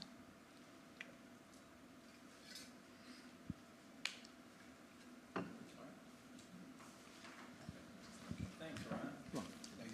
Thank you. Facilities? Okay, yeah. Dave, before we do that, why don't we take a 5-minute ecology break? Bio break? Sustainability break? Sustainability. Turn this off. Hazmat break. Penny said they had Mexican food last night. That's awesome.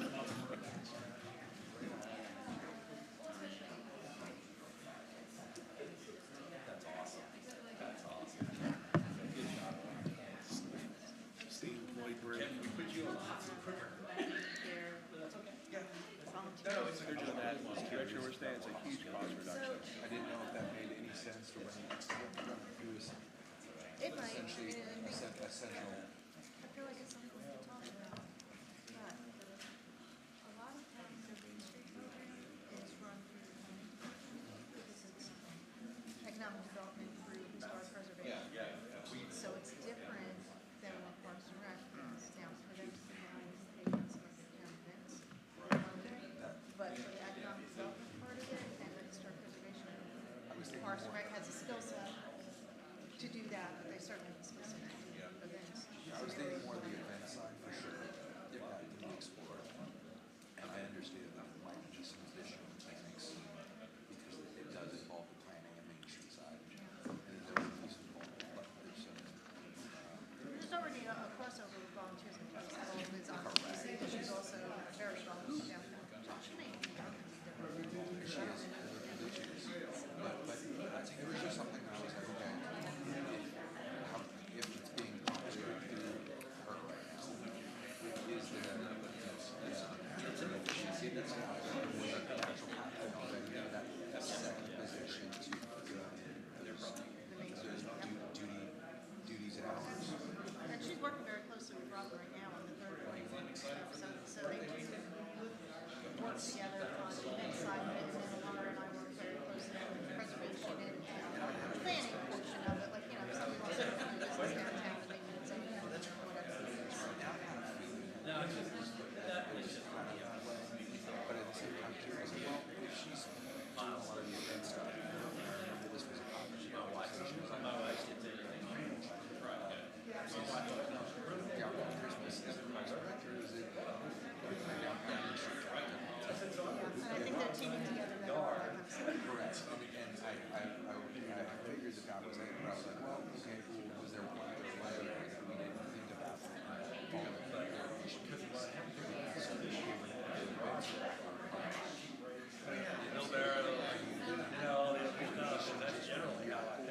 Events, or is it back to All that, those blends, all of our blends of roads, it's also because of cost reduction. Because weather patterns. Right, yeah. South, so they're looking at all that stuff back on the surface. Because they have pushback, the push aircraft back on the way through. You know, travel is my bacon. The way you can format. So they're looking at that stuff. We have 18 inches of concrete. This surface road stuff is fine. It's just time. But I would hope that they would at least because we have state standards. Yeah, I mean, And if we reduced it, she's done a lot for her, and she really needs to get it. We meet with her once a week now. Just all the departments kind of meet to find out what's happening downtown to allow them. so there. It's a lot of lawyers.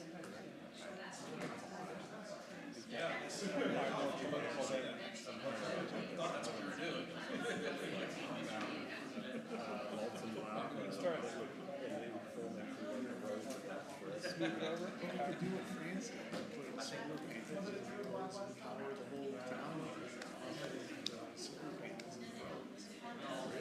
Yeah. They're tearing them out because they didn't work with the I was going to say, it can't be very durable. Exactly. I mean, it's different than a regular solar panel. But you never heard of that? No. Yeah. Plus, it doesn't get all that sun. Well, maybe in South France. But they did it. It was almost like an autobahn. They tried. They weren't getting any coming out of it. You can't shut down the road. I get rooftops in California desert all day long. Knock yourself out. Give me an article.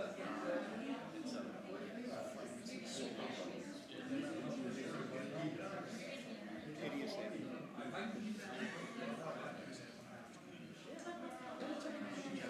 I tell them it's short lived. Watley Solar improves the big fifth. No, they probably could have figured that out before they spent all the money. Nobody's seen that coming. Future clean power generation. Expensive usage for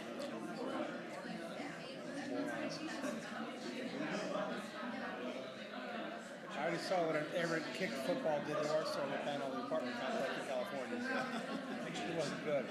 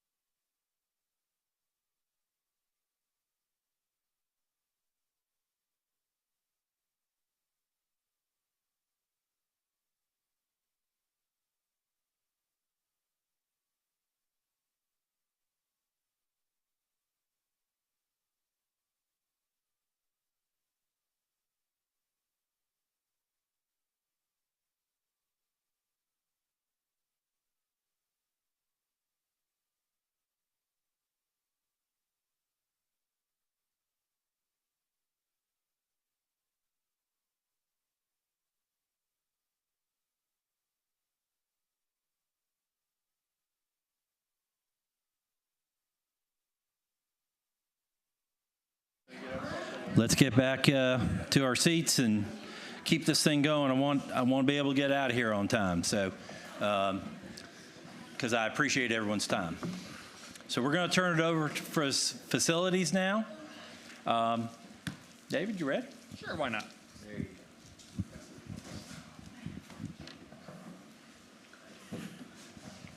All righty, so we're going to talk buildings now. So my name is David. I do the facilities and buildings and maintenance, all that fun stuff. So I like to say that we kind of have our hands in a lot of different areas. We do maintenance, we do repair, we do sustainability aspects, asset protection, operational support for the rest of the departments. So we like to kind of get around and also like to be invisible. If you don't have to need us for anything, then we probably are doing a good job with what we do. So really over the past year has been a lot of building the department, building maintenance programs that come with it, as well as going through some historical data to find out where we have some opportunities for improvement. One of the biggest, most visible things that we've had the opportunity to take care of is over at our police department. When we first started this conversation, it was all fluorescent lights. We got able to update to LED. So we saw a massive reduction in not just usage, but cost. So one of the biggest things that we're fighting against is that cost per unit aspect. When you look back at that calendar year 22, anything prior to COVID is kind of useless information to a certain point. But when you look back to calendar year 2022 and compare it to calendar year 25, we saw a 9% reduction in our energy usage at the police department, but a 5% increase in cost. So that's the biggest battle that we're fighting in regards to how we're managing these facilities year over year over year, is that huge swing in cost per unit. And it doesn't sound like much because we're talking on average about 1 cent per kilowatt hour on average, but you can obviously adds up quite a bit over time. So realistically, we're fighting that aspect of things as well as managing the health and safety aspect. So I can maintain a system and make it as efficient as possible, but I'm going to freeze a lot of people out by doing that, or I'm going to heat a lot of people out by doing that. So we have to try to manage that human comfort aspect of things with the asset protection aspect of it. Managing the building envelope itself, things like roofs, windows, exterior facades, all that fun stuff. One of the things that kind of was a struggle for the town that I noticed as we came in was, without being dedicated to certain aspects, you're kind of asking the chief to manage the HVAC system at the police department, or public services to handle changing filters and checking VAV systems, or you're handling your IT department is handling certain aspects of things. So all of these different departments, but we've been able to kind of pull that in together. Inspections-wise, things like our backflow inspections that are state mandated. We had a couple over here that the Parks Department might have used one vendor, but then the backflows for the police department was handled by a different vendor that was managed through the fire marshal. Well, now that's all kind of brought into one. So we can handle how when the vendor comes out, the fact that they only have to come out one time instead of multiple times, or we can get a discount for having more assets to take care of. Biggest one, like pest control. We had 14 different Terminix accounts spread over Terminix in Monroe and Terminix Commercial. And they were refusing to combine them all to make life easy. So we said, okay, we're done with you. We now have one Ecolab account, and they come out once a month as opposed to once a quarter is what Terminix. So, okay, you guys are being too much of a hassle. We're going to bring in someone else.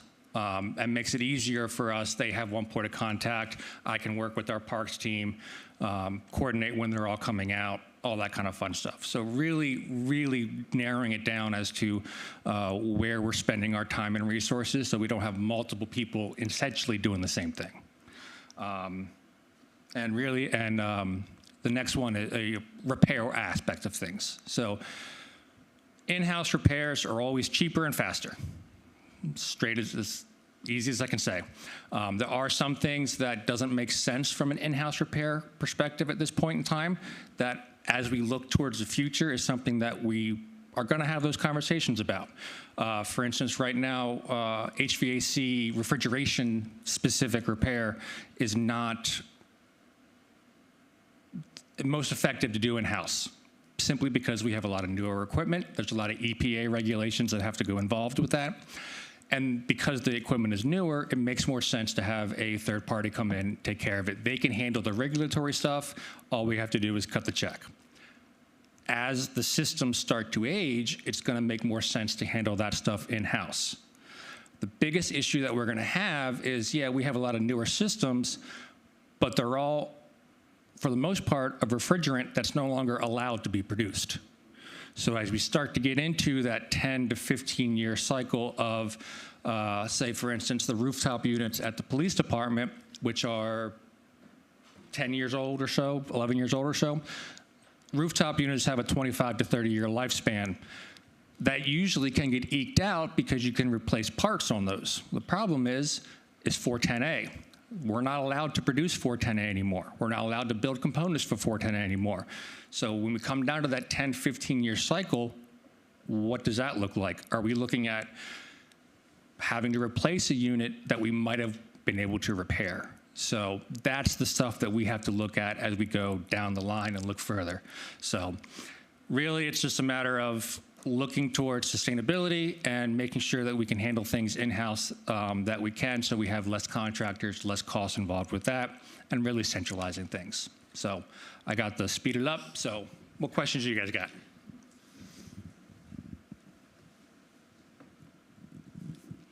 So yeah, I had heard that what you were just saying about the systems changing and not being able to then fix the system, but when did that go into place? Because the building is fairly new, So that regulation went into place on January 1st, 2025. That's when the drop dead date was.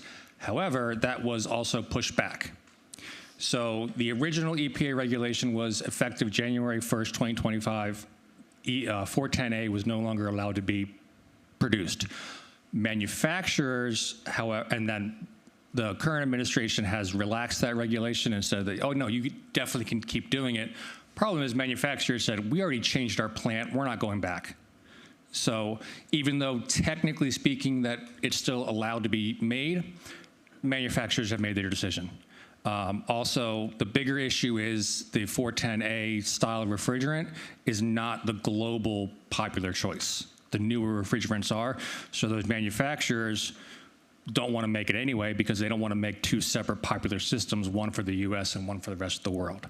So the issue really is that like for instance, these buildings, when it was designing, when it was being engineered, when it was all being spec'd, 410A was a great refrigerant. It was popular, it was ready to go. By the time the buildings were completed, things changed. So it's not that we just got what was left over on the shelf. It was the requirements changed mid-process. And once all the permitting and once all the planning and once all that stuff's engineered, you kind of have a hard time going backwards. So yes, it is a new building.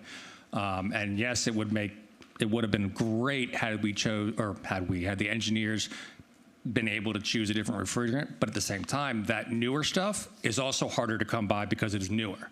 So over the past year, systems that were needing to be replaced have not been able to be replaced because they can't get the refrigerant that's needed to replace the systems. So that's kind of where you have that. It was one of those, this is what's spec'd, we have a stock available, or we can wait 6 months for this stock. So where are you going to go? I just want to say thank you, and I appreciate your consciousness of efficiency and cost savings? I like to say that we're very visible in that aspect of things, you know, the lighting aspect and all that kind of fun stuff. So it is a very visible aspect. But like I said, it's the toughest part is managing that cost aspect when you have usage. You've used the PD building well to paint a picture of essentially where there's likely going to be future retrofit. We still have some time based off of the information you're giving us here. We're 10 years into a 20 to 25 year systems life cycle. Is there any other systems outside of the PD that in your mind says, hey, this one also would be, it needed an evaluation and a point to understand where we can be more efficient and or avoid compounding cost structures in the future? Yeah, so I'm working with our parks team, Andrew, on some of the buildings over there that might be showing a little bit of age. A lot of their structures are a little on the newer side. Things like the rec barn, which we took over, has some opportunities there, and I know I've worked with Andrew on that. Structurally, which is where the big capital costs are going to come in, your structurals and your mechanicals, that facility is in a relatively new position as well. One of the things that I know Andrew and I have talked about is kind of consolidating all of that and bringing it all in. We have a centralized HVAC system at PD in these two buildings that the parks buildings are not tied into. So we talk about data management, figuring out kind of where the life cycle really is. That's all part of the predictive maintenance aspect of things. Being able to have those parks facilities that also roll into our HVAC control system to be able to gain that information and understand where we are at. The problem is those facilities are on the smaller side. They don't justify a full system in and of themselves. So that's where we start coordinating with our IT partners, with parks to say, how can we kind of make this work on a cost-effective way? Because you don't want to spend dollars to save dimes. So that's where we're at. But as far as, I guess, to go back to answer your original question, as PD is probably the facility that I have my eyes on the most, simply because it is a slightly older. And the problem is with that building, it was built and unoccupied for 5 or 6 years prior to the town purchasing it. So a lot of that envelope aspect of things was just sitting there. Okay. Always good to get a little bit of history, especially when you're dealing with mechanical systems and stuff like that, because even though it's not hours on, it's time now. Then there's a time effect too, and if those systems aren't being even operated on a consistent basis, small things go out: seals, gaskets, wear and tear, life cycles. It's compounds. Yeah, it just compounds. We do have a lot of newer buildings, thankfully, in a handful of our systems and parks, and the buildings. We have a hodgepodge of older buildings that we're also managing those systems and mechanicals through. One of my questions then comes back to with that the rec barn and the newer systems. Do we already know where we're at maintenance-wise in those mechanicals? Because those are larger mechanical spaces. Those are smaller warehousing type units. That are we in a place where we can? Are they appropriately scoped to service the buildings over the next few years, or is that something that we're going to have to invest in over 5-10 years and looking at making sure that those spaces are fully rec worthy and used? How many buildings are over there as well? 3 for the rec barn? For the rec barn, 2 buildings. 2. Yeah. So I think to answer your question, as far as engineered spec-wise go, I mean, those buildings maintain fairly well.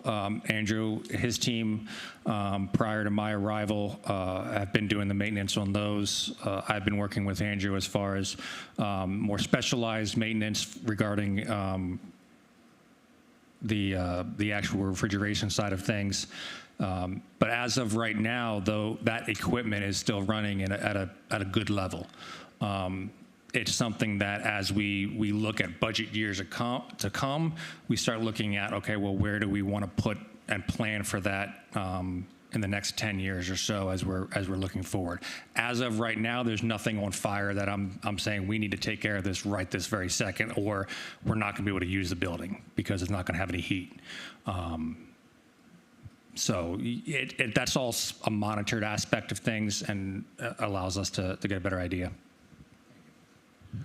You pretty much answered the question I had, which is a concern because the EPA, they regulate, refrigerants, and they just come out and do it. And a lot of people, like a 410A, they don't want to work on it anymore, even if it's current. You can't buy it, you can't find it, and a lot of the vendors won't even work on it. They replace your units.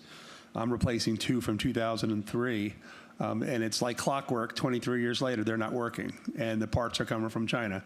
And I work in a logistics company. I still can't even get them on an aircraft, so I get that part of it. A lot of folks use Service Channel, and I like the idea that you're going to one vendors, being that we have multiple buildings that we use one vendor before we had multiple, and the fact that you're using the same vendor for multiple departments is fiscally responsible, so I appreciate that. Thank you. Since we're on the subject of lights and conservation of electricity, I'm wondering what your department can do to help some of the folks that aren't as diligent about turning their monitors and such off. So I like to say that anytime you can remove the human element, you're always going to get better results. Chief and I have had conversations about some lights over at the police department that absolutely frustrate him. And the last thing I want to do is frustrate the chief of police. So we're actually working right now on various light sensor options, but that's an older lighting control panel system. They don't make parts for it anymore. So we're trying, okay, how can we do this or that? But there is, I know from an IT perspective, things like you mentioned monitor, like computer monitors and things like that, they can put stuff to sleep on their back end. Automate how stuff goes to sleep, which that would be a NIC thing. But what we're doing on our side of things, again, visibly the lighting aspect is where's the need, what is the timing of it? I know, for instance, like this patio out here, the lights are on all night. Well, that's a design choice because it becomes a dark space when those lights are off. But we're able to dim those lights to around 50%. This way, when our police partners at night and weekend are doing their patrol rounds, they can see into that space without having to get out of their car. So it acts as a safety measure in that regard. So that's the balancing aspect of things. But yeah, to your original question, anything we can automate makes things a lot easier in that regard.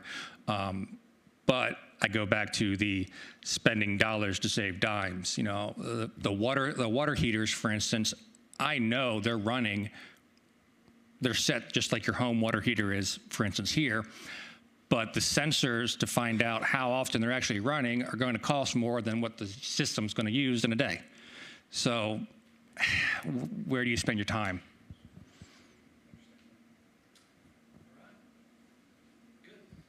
Cool, thank you. Finance.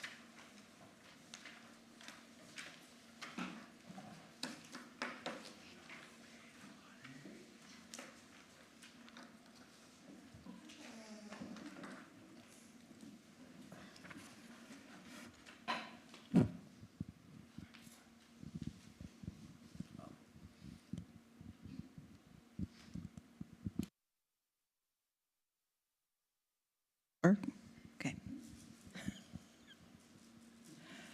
I'm technically challenged, that's why.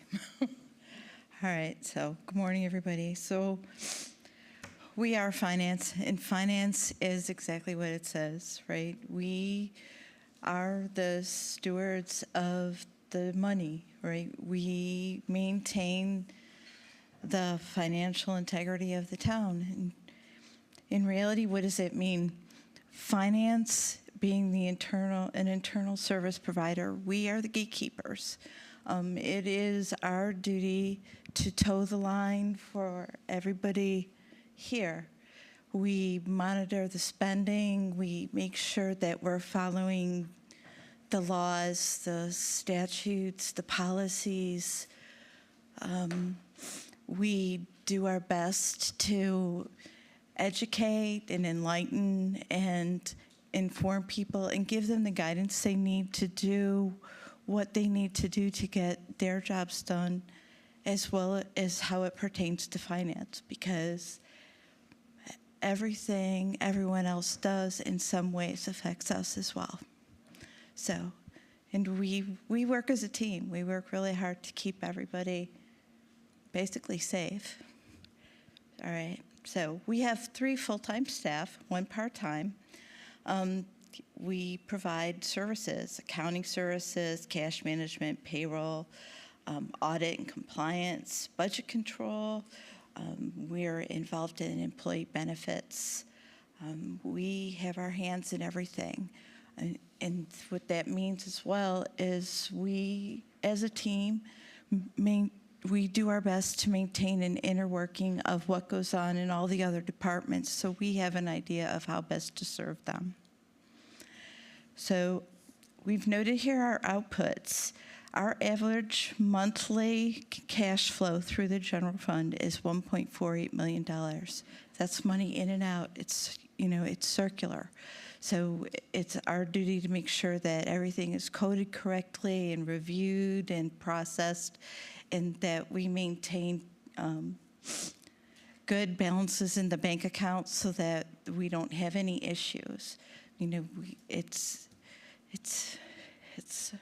kind of a daunting challenge when you really think about how much money you're watching over on a daily basis.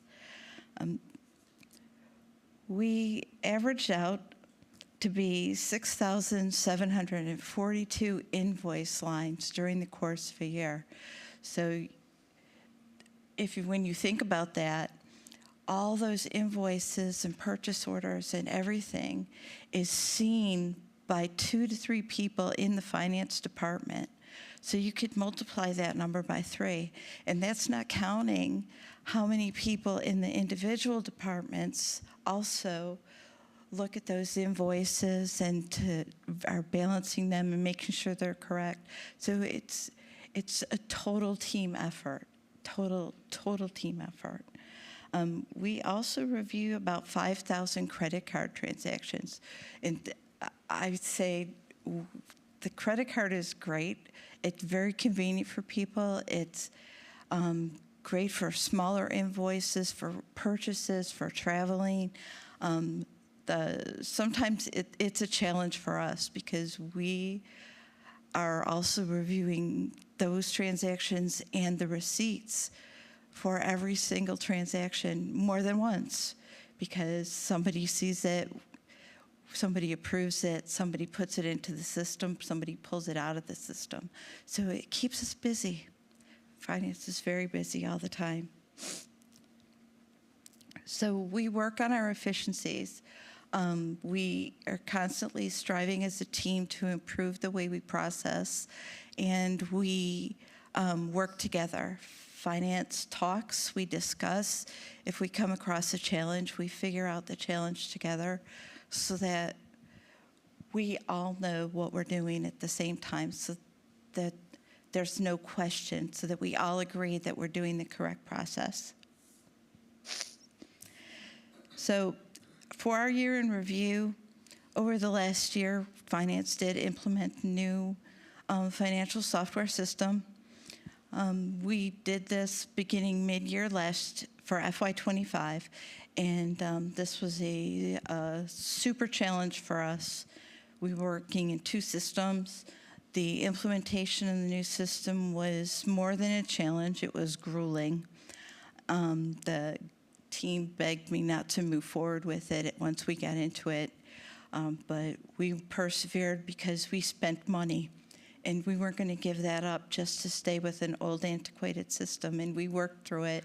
And it's still a challenge, but it's much more efficient. It gives all of the departments a better visibility, better access to what they want to see, what they need to see on a regular basis. And it improves our process function where it's easier for the department heads to go in and approve purchase orders or invoices that they know that they want to have paid without us having to track them down and shoving paper in front of them. So it's been a really great thing.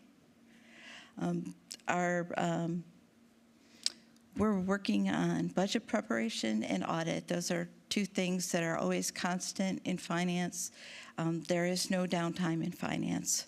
So we go from one to the other, budget to audit to budget to audit, and it's just a vicious cycle. So some of the biggest challenges for us is the legislative updates, the LGC constantly making changes to their rules and their guidelines, and some things present challenges for us where we have to figure out what is the best way to accomplish what they want us to do, to follow their guidelines. And our community pressure, it says since I've been with the town, the number of transactions that we see on a regular basis has increased tremendously. I mean, as the town grows, there's more spending, there's more employees, there's more things to look at, there's more issues. And so we are constantly working to improve our efficiencies, to improve our process, to make sure that everything is just, we're doing the best job that we can. But we still need to work harder to find time for education in finance, because it's difficult if one person is out or down for 2 or 3 days, then it's difficult to pick up the slack because we run a very tight, lean ship. So, but how we've improved, so with our am I good on time? Oh, all right. All right. So we've improved so much with the new system and the processes that we do, where it used to take us until the middle of the month to be able to process all of the month-end entries and create a financial dashboard. We're now able to do it within 3 to 4 days at the end of the month, and I think that is significant to how far we've come. So thank you. Thank you for that, and I really appreciate what you said about pushing to go forward with the new software, because I understand how difficult it can be for people to change when they're used to using something and then to go to something new. And I'm sure you as the department head were instrumental in pushing to continue with that. So I really appreciate that. Thank you. My background is IT, and so I think finance, can really tie in a lot with that. I really believe we need to make the computers work for us, not the other way around.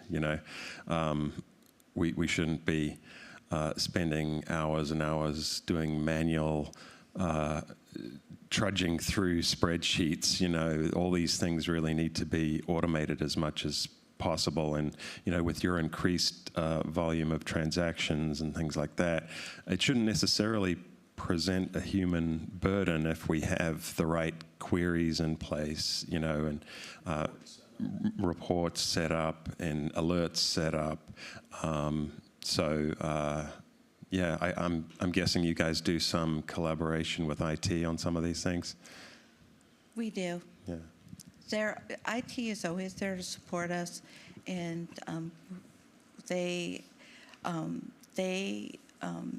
at the beginning of this fiscal year, at the end of the last fiscal year, we upgraded the Laserfish software, which gives greater visibility for the storage of all the information, and it helps us.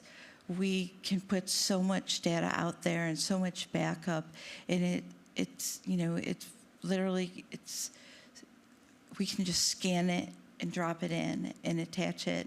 And it makes it, especially at audit time, this makes it so much easier for us because the auditors come in and they ask for hundreds, and I mean hundreds of transactions to review.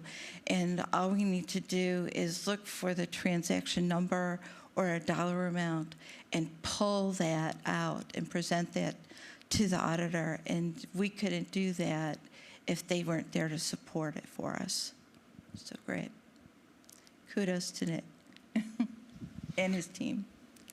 I'll just echo Commissioner Daunt's praise of sticking with the new software. I remember when the board approved that expense.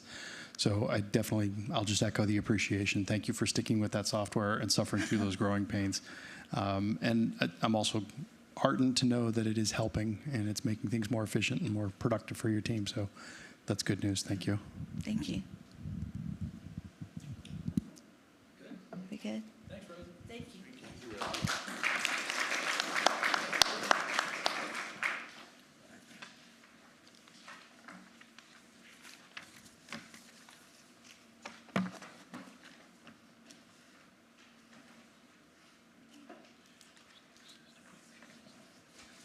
Good afternoon. Good morning.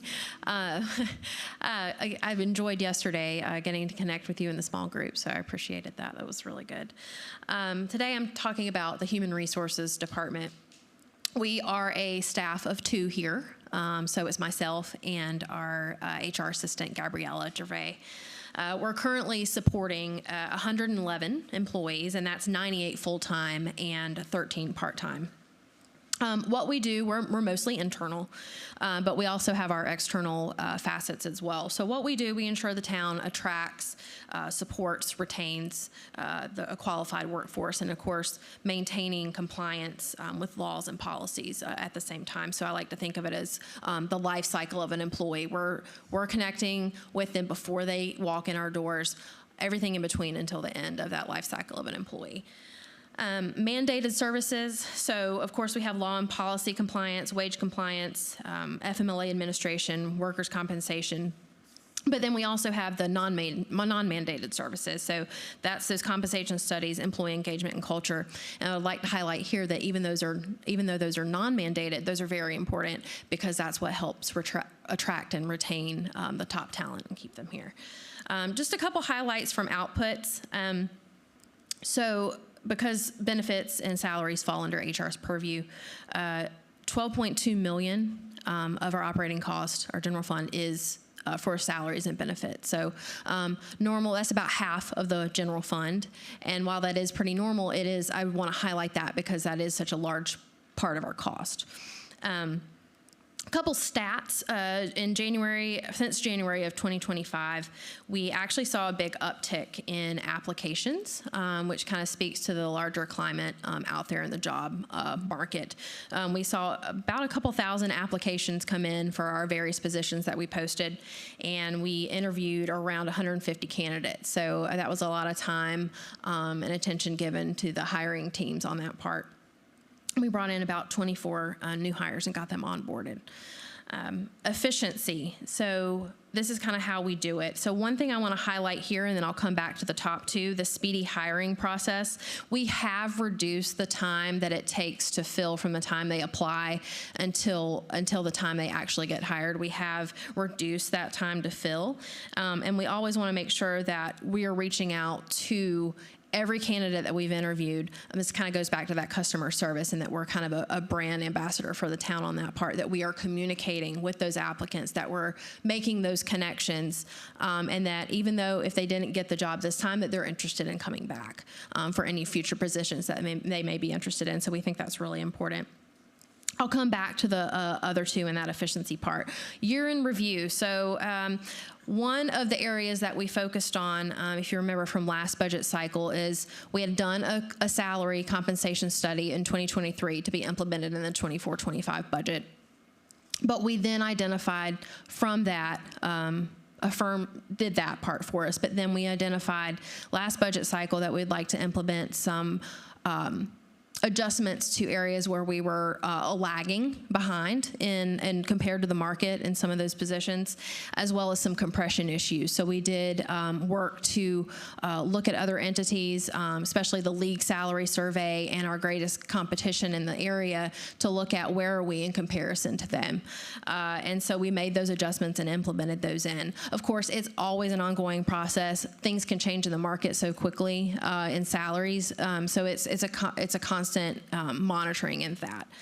And then something we're currently going through is one of our top priorities in the year was looking at personnel policy updates, because some of ours have not been updated in quite some time.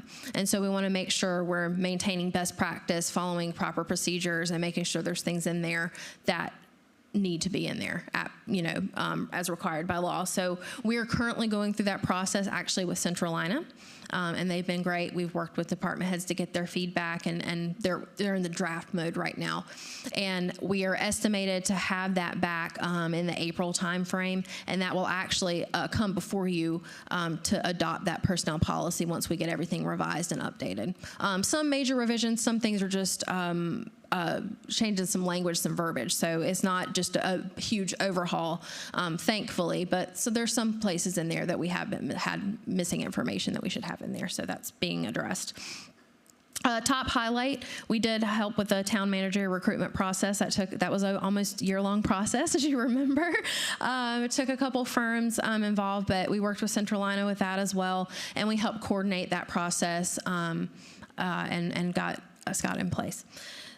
Biggest challenge, always, so we did have a lot of leadership turnover in the last year and a half. And that always causes some disruption and momentum. You lose that leadership, you're having to hire out, get them onboarded, get them situated, and then you're kind of starting back over and figuring out that path forward. So just, that created a lot of organizational uncertainty, requiring some, change management, workforce stabilization in that process. So that was absolutely one of the biggest challenges. And what we're seeing, across the nation is really those rising healthcare costs. That's hitting everybody, right? So healthcare, very expensive from claims, and those claims increase because of the cost of those services in healthcare. So that's always a huge pressure. And then I'll come back to that on what we're looking at for our benefits coming up in our new plan year. And then, as always, staying competitive in salary and benefits is always a challenge as well, because things do change so quickly. I want to turn our attention to some trends and pressures. So, how I talked about that speedy hiring process. Well, there's something from the state that any position that works with children frequently, you have to go an extra step in that background check and do fingerprinting. That has to be sent to the North Carolina SBI, and that process can take a while. For us so far, so this is mostly our Parks and Rec positions that we're talking about for us specifically. That timeline has extended the process by about a month, which you risk losing candidates that way. However, everybody in the state is dealing with that. So if they're looking for something specific to local government, it's going to be the case across the board in the state. But you could lose them to the private sector. But that's just something that's mandated. That's not something we really can control. So we are following that process, but it is extending our timeline to hire for those positions specifically. And then the state mandated local retirement contribution increases. So this is something that's mandated as well. The state puts these percentages down, and we incorporate it into our budget. This year it's not going to be as big of an increase, but we've seen big increases before. That's 15.10% for the general employees and about 17.10% for law enforcement. So we incorporate that into budget for those items. And then back to that industry trend, I talked about the rising healthcare costs. We are seeing for our new plan year about an 8% increase for our medical coverage. Dental, we're seeing a little bit of an increase. Vision's about staying steady. And then life and disability, we've got a decrease there too. So a little bit of balancing there. But as I mentioned, everywhere is seeing those rising healthcare costs. So that's just not something that's to us specifically, but everyone. Outcomes, why it matters. So we are, a very reputable employer. We've got strong candidate experience, and back to that brand ambassador that we were talking about for future recruitment efforts. Competitive salary and benefits. I think, we are competitive in our salary and benefits. We're constantly monitoring that across the state and specifically our closest competition in the area. But it is very much a constant monitoring because it does change so quickly. And then one thing I do want to highlight, which I think is really a positive, is we did see an uptick in our internship interest in the last year. So I think that speaks volumes as well, having people reach out and wanting to come here and learn. And so I think that we've structured our internship program a little bit more. So I think that's really good. And I think they're having really good experiences with staff here. And a couple of things I want to highlight back under the efficiency is what we're going to be strategizing going forward is the innovation and cost optimization. So that's that efficiency program that you've talked about. And I think there's definitely ways to look at where we can save costs. And staff does. They look at costs constantly, trying to strategize and be creative where they can, but just really honing in on that. And then anywhere we can improve processes or efficiencies, that leads to more capacity on staff's side if we can identify those. And then looking at specifically our performance-based compensation. So strategizing where we go with that just to make sure our merit allocation actually, combines employee performance, budget, and organizational priorities. So we're looking at all those things to make sure we've got ourselves in a good position within the budget. And then I know we looked at organization capacity and workforce sustainability as one of the top priorities, tier 1 issues. So I think a lot of these items speak to that. It is just a matter of strategizing and positioning ourselves the best that we can going forward. On the healthcare costs, is there some predictability now in that trend year to year, and what the percentage increases are going to be? So there's not. You going into it, just kind of the trends kind of across the nation. There's some predictability to it, but every year we're looking at a fluctuation in cost, which is some of the frustration, right? Like, it's not stabilized. We don't know that each year, hey, I know it's going to go up 2%, 4%, et cetera. So that is one of the challenges in that, because it's not stabilized. Now, there are some options we can look at, but you got to look at the trade-offs, of course. But there are some options out there that is a little bit more stabilized. Specifically looking at like insurance pools. Again, there's some trade-offs to that as well. So we just have to look at those. Do we pool our health insurance and benefits with other municipalities? We do not currently. Currently, we use a standalone insurance broker. I know some of the pools have collapsed. And that's what I'm talking about in the trade-offs of that, is that's the risk. The league insurance pool collapsed, and that left everyone scrambling that was in that pool to find coverage.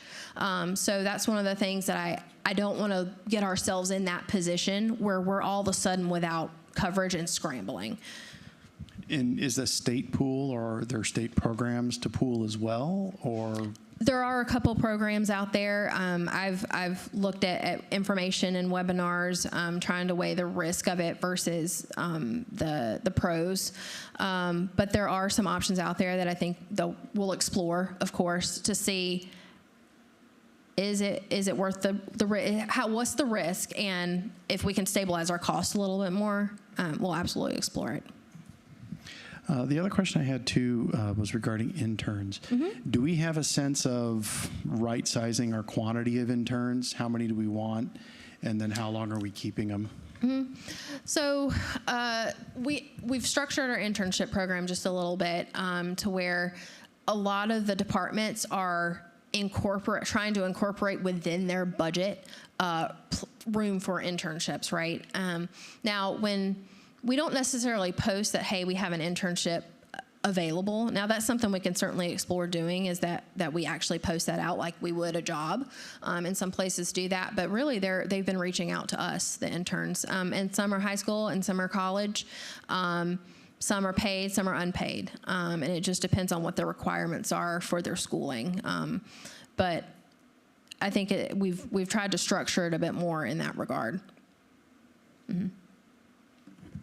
Thank you for staying on the efficiency program. Yes. You know, it's a positive thing. Mm-hmm. It's not to say that people aren't already conscious of efficiency. I can see that they are, but you know, a material reward was going to be a motivating factor, Mm-hmm. and I think that we all benefit when we support each individual in that way. No, agreed. And I think, you know, when we're looking at the organizational capacity, if we can identify some areas where we can make a process easier, that lightens someone's load just a little bit, and then all of a sudden we've got capacity increase, right? So if we can really hone in on that and strategize, I think we can improve on that. And just to touch base on the internship program, there are schools that specialize in business and engineering, and I know that, you know, personally, my son had a hard time finding internships for, well, he was in athletic training, so we couldn't help him out here, but UNC Charlotte's nearby, Yes. Wingate's nearby. Would it be worthwhile to get in touch with advising and put that out there, because a lot of times they need it as a graduation requirement, and so there is no, it's usually a non-paid in that respect, and quite frankly, they're not going to learn any, you know, what they're going to learn here more than they will at school. It's practical knowledge here, so maybe that would be helpful. Yes, we are especially in the high school, we are in contact with the advisors on that, so that they know to contact us and like, hey, we've got some students interested in this. Do you have anything available? And then we start reaching out to our departments. Do you have capacity for an intern? And so I think that can really take off, and especially, yes, on the college side, getting in touch with the advisors. We have been at, sometimes you'll find it at job fairs. You'll find the advisors there too, to be able to place their students in internships and shadowing experiences. So we've connected in that way. That's some ways we've kind of haven't done before with the job fairs, but we've started doing that, attending those, and that's, I think, increased some interest as well. Mm-hmm. Thanks, Emily. Thank you.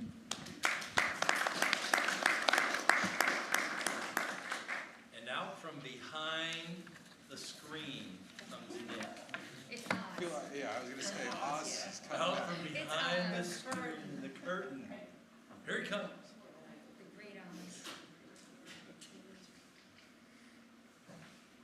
Okay, now for the exciting one. Bits, bytes. It's by time. It'll be exciting for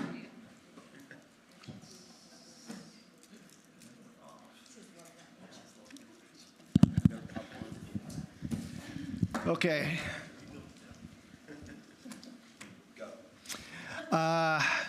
I'm going to try to be brief because I know that you got the powerhouse P's coming up, police, parks and rec, and public service, and they're going to take all the time. Yeah.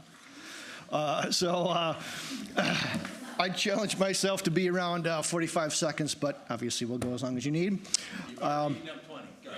Yeah. So, IT, everybody pretty much knows what we do. Just a couple highlights to give you some ideas. We've got 700 tickets that we process every year, help desk tickets. Now, that's not a real number because, as we all know, as people walk, or as IT staff walk down the hall, somebody may, especially the police, may say, "Hey, Matt, could you come in my office? I got a printer issue," and we'll do a couple other fixes of that nature. And not every ticket gets recorded. That's just the nature of the business. I think we're all aware of that. So this number probably is a little undervalued. Devices, around 200 devices. Em said we've got, what, about 111 employees, so obviously we service all those.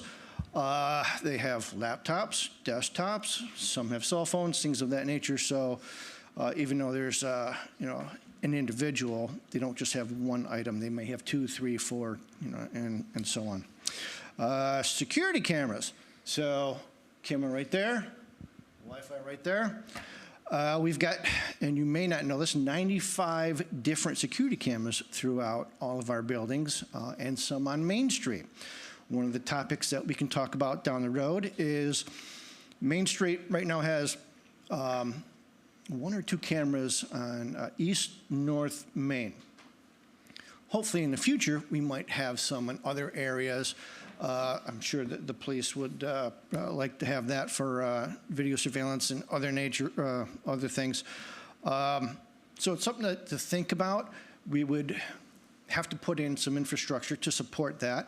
I don't want to get too deep into the weeds here, but I want to just put that bug in the back of your mind so you can think about that down the road. Wireless access points. We also supply free Wi-Fi for the town. And the IT team made a decision, since we've got all this fiber in the ground, why don't we split the fiber up and put the Wi-Fi on its own fiber, so if somebody hacks our network, the Wi-Fi, they're only getting everything that's on the Wi-Fi. They're not getting access to any of our servers, any of our desktops, any of our infrastructure whatsoever that makes the internal town work. They just get the Wi-Fi, and they can have it. So we've put that into place. So technically, your IT team, which is 3 individuals, we run 2 networks side by side, one on top of the other, completely isolated. We service 14 facilities. It's actually 13 facilities, but we count Main Street as a facility. It's an area. So we've got 3 different firewalls, and that's, for the most part, all of our big bullet points. A couple other small things. You may not know it. We had at one time a camera on the water tank that would require a little effort to get back up and running. It got hit by lightning, so that's been down for about a year or 2. Not too many people have said much, but the people that did know about it loved it. And a lot of us used it at times. It was nice to see the weather and all that other stuff, and some traffic jams and some cars that got hit by trains and whatever else. It had a neat point of view, right, from a bird's eye view. So, yeah, exactly. Yeah, so just something to think about for, again, the future. And then also the lights on the water tank. I don't know if any of you knew about that. We've had that for a while, and then, again, lightning hit that. So those have been off for a while. Now the town knows about it, and they ask me all the time, hey, can you turn the water tank blue for police week and stuff? Unfortunately, and until we find some funds and allocate time and effort to that, it's going to be down for a bit. Not going to cost a lot, but again, I don't want to take up time now. We can talk after hours and stuff to see if there's something that you want to do. I wanted to put a lot more on there at one time, but then I heard some elderly folks in the area say that we don't want to turn the water tank into, what do they call it, Las Vegas or something like that. So we don't want to make it gaudy, but, useful, pretty, attractive. It's, nice selling feature. Careful with the tank. Careful with the tank. It's precious. Yeah. Yep. So for the most part, that's it. 3 guys, pretty lean. We support everything. Any questions? Okay. Sounds like you need a carbon copy ticket book for your drive-by IT services. Well, I had a joke that I was kind of holding back. It's funny because most of our tickets that don't get written are by the police officers, who should be very good at writing tickets. But am I going to get pulled over on the way home tonight? Maybe they got a carpal tunnel. They got a little riding carpal tunnel. Yeah. It's all computerized. It's easy, Nick. That's true. Thank you to our staff of 3 and the IT services support. I know for my business, I don't enjoy wearing that hat, but my father has bestowed that IT hat upon me, and let's put it this way. I enjoy asking questions, but at a certain point, the answer is over my head sometimes when it comes to the IT side. But I know that it's a labor of love at times too, and we running 2 systems essentially for our PD and then our town facilities. So thank you. Yeah, I know our IT services sounds like they're always available, and it sounds like they're always busy. Yeah, there was one thing I didn't touch on, and I don't want to get too deep in that. Our year-end review actually included, unfortunately, the ransomware event that some of you may have heard of. We fared, in my opinion, quite well in that, and the reason being is because of a word I learned 40 years ago in college, distributed computing. And that's where you have, for instance, finance in the cloud. You have our document management, which Rosie mentioned earlier, called Laserfish. That's also in the cloud. He had certain things here and there, so if a bad actor did get in, they saw bits and pieces. There's no way they could put their hand around everything and really hold us down. So we lucked out in that. And then we actually got up to running again within 2 weeks. So, and that was a decision to rebuild everything, not just let's fix what they got.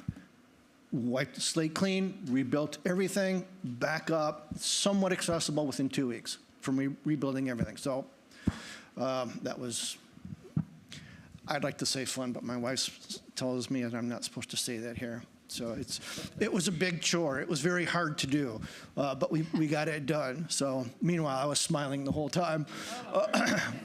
Yeah, I wanted to ask about that. Are we closed out on that cyber incident? And for the most part, yeah. There's a couple small things that are so small. I can't even think of them right now. I'm going to have to sit down and kind of jot out what little part of something, because we've also added a lot since then. Well, the Learning Center, for one, ran the network on the south side of the tracks, got all that up, new firewall. Well, all the firewalls, we had 3 firewalls. All 3 of them were replaced because it was discovered that that actually was our vulnerability, which coincidentally was requested from the North Carolina League of Government Information Systems. They said, use this firewall. Okay, we'll buy 2, 3, whatever we need to cover our ends. And that was the open door, unfortunately. That was the root cause, and that... Well, that was the door that they came in on. They found a vulnerability with that system that apparently everybody knew except for us. Well, when I say that, the FBI knew, the National Guard knew, and all the top levels knew, so they were kind of waiting to see, all right, who's going to get hit next? And, you know, we were one of the ones. And then when they came in and said, oh, yeah, well, we've known about that vulnerability for a little while, we'd recommend that you get rid of that brand of firewall and get something new. And so that was Saturday. Sunday night, new ones were already on their way over here. So with the involvement and help from the state, we more plugged into the vulnerabilities now? Awareness of the vulnerabilities? It's not like we've got an avenue to check all the vulnerabilities and see if we have any. Just popularly reported vulnerabilities, you know, well-known vulnerabilities. Are we plugged into those now so that we're proactively aware of them? Not necessarily. It's not something that they would publish because, for instance, we had Fortinet as our brand of firewall. If you all of a sudden have the National Guard or the FBI say, hey, by the way, we know of this vulnerability with this particular brand, you know, they run the risk of shutting that brand down and out of business. So I don't know if they publish to the extent that we would have benefited from. Well, vendors you usually kind of point the finger saying that's the bad one. Don't buy that one. Buy all these over here. So vendors really have a responsibility to let their customers know about vulnerabilities, and I agree. But there are also general vulnerabilities that get published and are applicable to a swath of different vendors, and so I'm just hoping that we have an increased awareness or more well plugged into that than we were before the incident. there hasn't been any additional avenues that we were able to find to go after. For us, it's all patching. As soon as a patch is available, that a vendor that we have their product has a known vulnerability on their system that we own, we get that patch immediately, and then we deploy it. So we're Yeah. relying on them knowing what their own vulnerabilities are, getting their patches as soon as they come out, and keep things updated. That's the best we can do. Yeah, and it's a balancing act because sometimes patches can break things, Yes. and then they turn around and have a new patch for the patch. So yeah, it's a judgment call. You don't want to necessarily install every update that comes out, but Yeah. to prioritize based on security. Yeah. And buzzwords that you may know, we're not large enough to have a separate sandbox to test everything first before we deploy it. All we can do is deploy it, and if it doesn't work, roll back. So we always have that rollback, part to it, but that's about the best we could do. There's no way our budget would allow us to buy a whole third network with switches, firewalls, servers, just to test. It's not feasible. So, okay. Thank you. Thanks, Nick.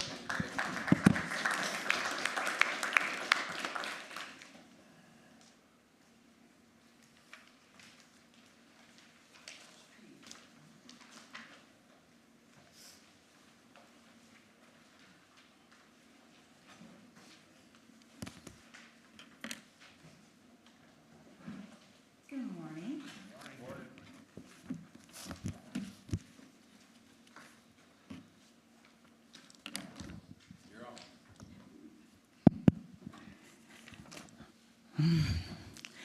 Time limits.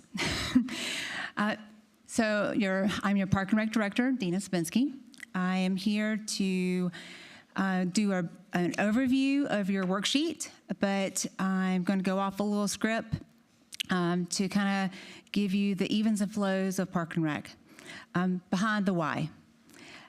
Data confirms our residents see us as essential.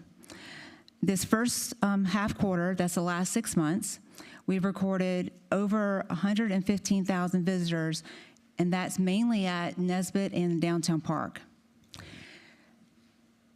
In that 6 months, we've had 91% participants of Waxhaw residents that see us as their service provider, that they are weaving themselves into the fabric of their everyday lives, which is awesome. A few challenges that we're seeing. The rapid growth. Waxhaw experiences growing pains, but many successful towns do. Parks and Rec is trying to strive to balance between the knowledge of that popularity and honest about the logistics strain on that property creates. We also are looking at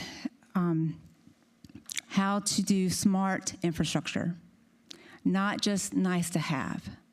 We look at our parks, our facilities, our greenways, and look at the town's value and how to extend that.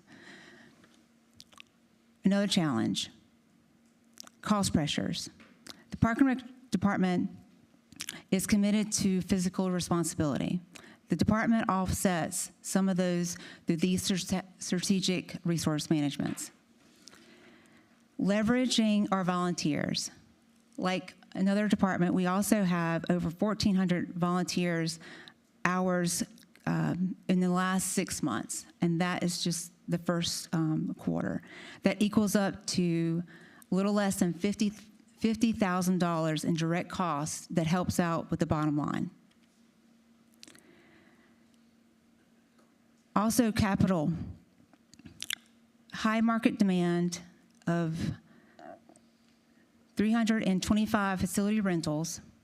That's over $22,000 of income that's coming back in to the pipeline. This also is related to our customer service with Miss Amy, with the Downtown Park, with Miss Robin, facilitating all those rentals, and then with our new software helping that to streamline, which is awesome.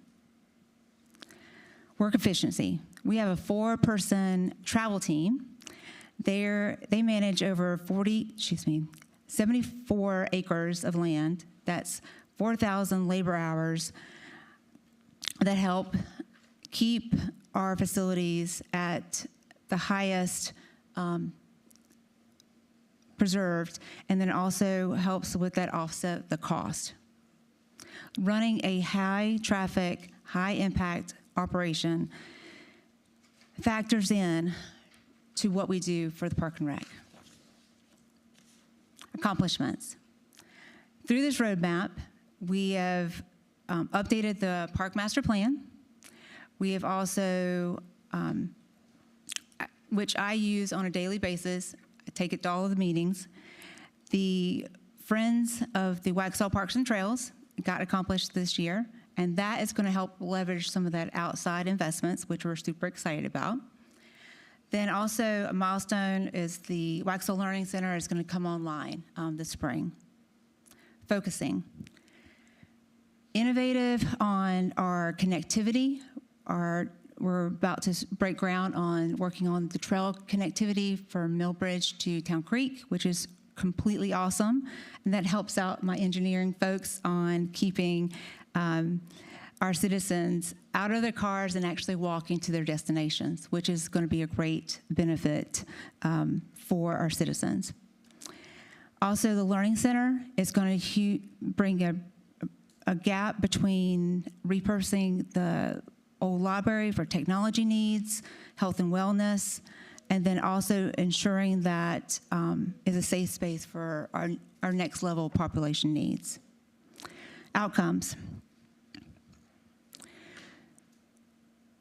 The Park and Rec is responsible, just feedback from the last 6 months, of enriching our citizens' lives. One is our shuttles, bringing our citizens into the downtown. We had over 2,000 citizens were able to use in the last 6 months, so they're not frustrated and congestion of the parking in our downtown for events. Citizens, excuse me. I don't know why I'm so nervous with y'all this morning. I don't know why. I don't like reading off a paper. I don't like them. I don't like it.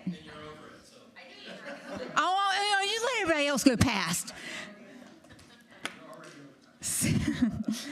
Our seniors and youth, we have given them dedicated spaces, which that is part of our makeup of making Waxhaw Waxhaw. Stabilizing, as y'all heard on Tuesday night, and I did not give him a plug to say that, just to give y'all a heads up, is the stabilizing the value for our homes, but also tangible community belonging. Third place. I always get, when I'm talking to citizens, this is my hometown. They feel like home here. That's the community glue that we're bringing together. We're not just building parks. We're weaving that unique texture that is the fabric of our community, of Waxhaw. So a careful balance, high tier, resident appreciation, long-term infrastructure that we're having here for Waxhaw. With all that said, there's a lot of information on your sheets, but I wanted to get some feedback from y'all on questions, of course, but what is your favorite spaces? What do you, when you think about Waxhaw, what do y'all feel, and how do you see the residents using our facilities?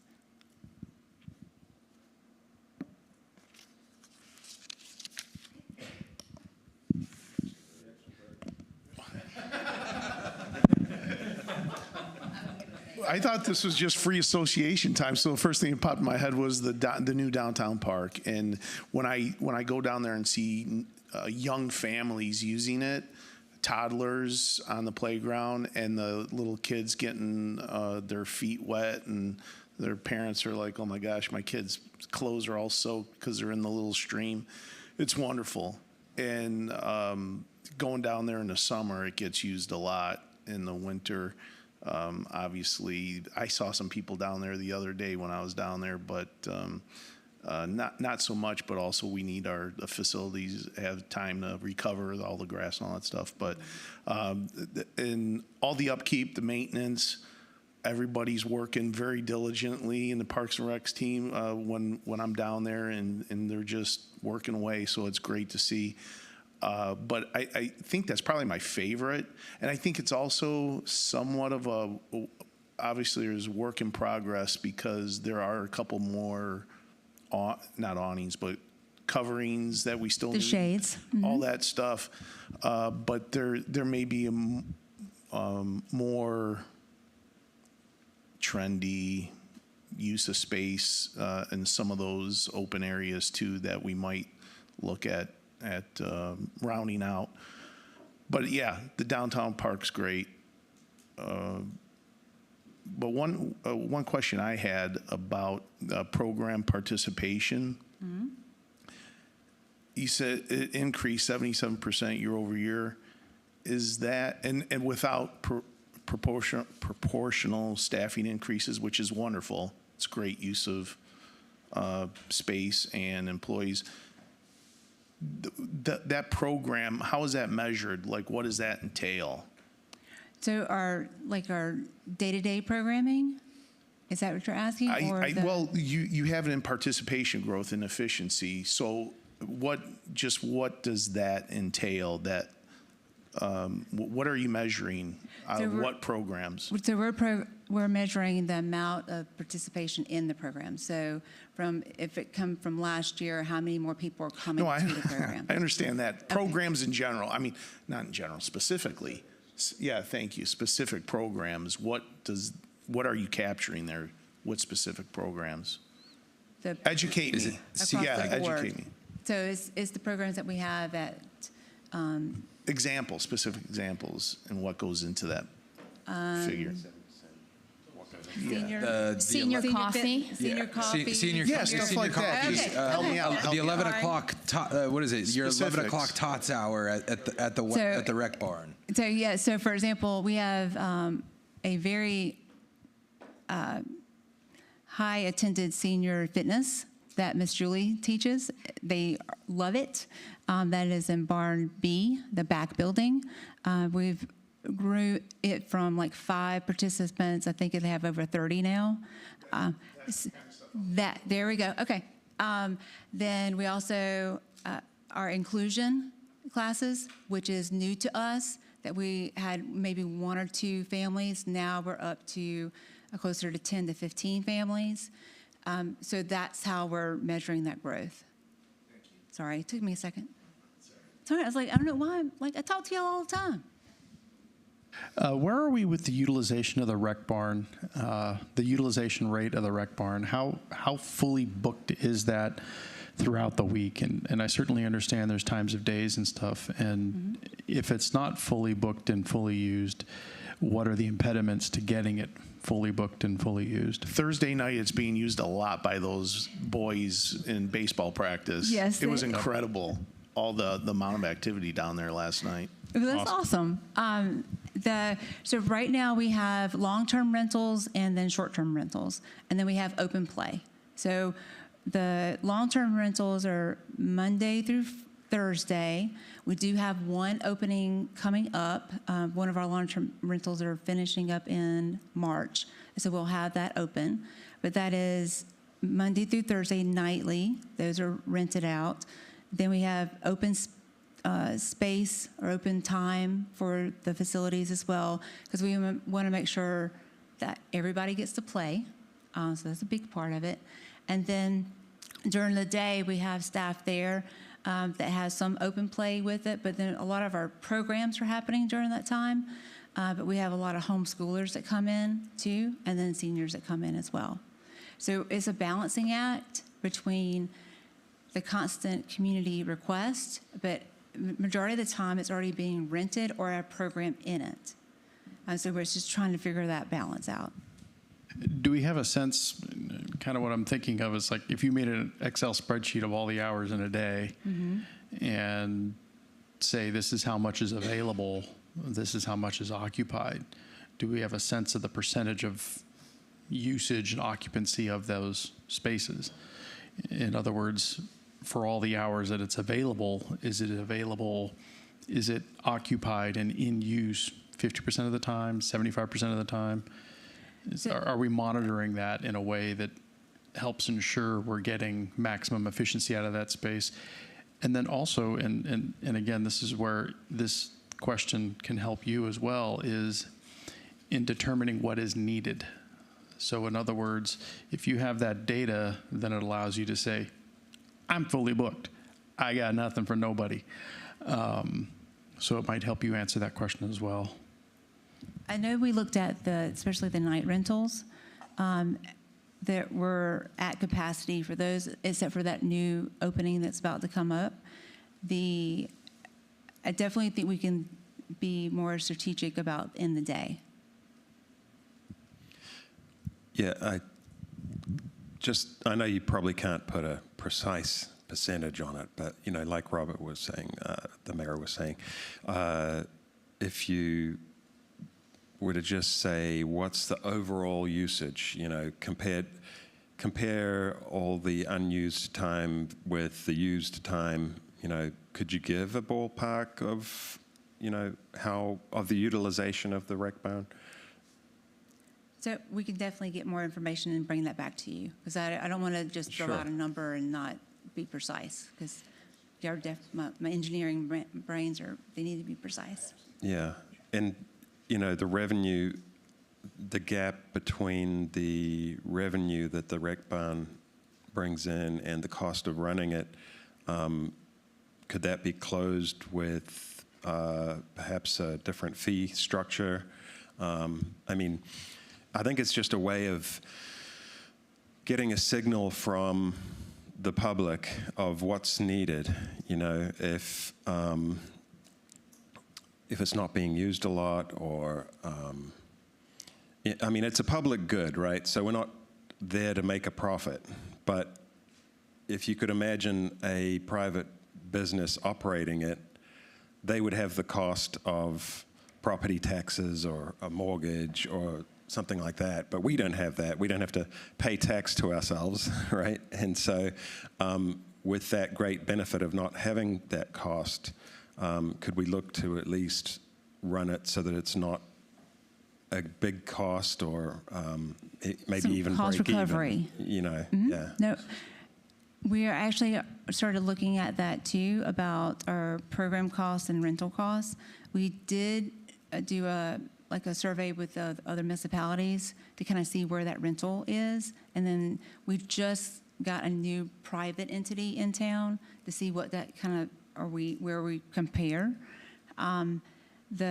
We have a very low non-resident fee right now. That's something that we're looking at as another cost recovery, because we are really heavily with our residents participating in our programs, which is super awesome.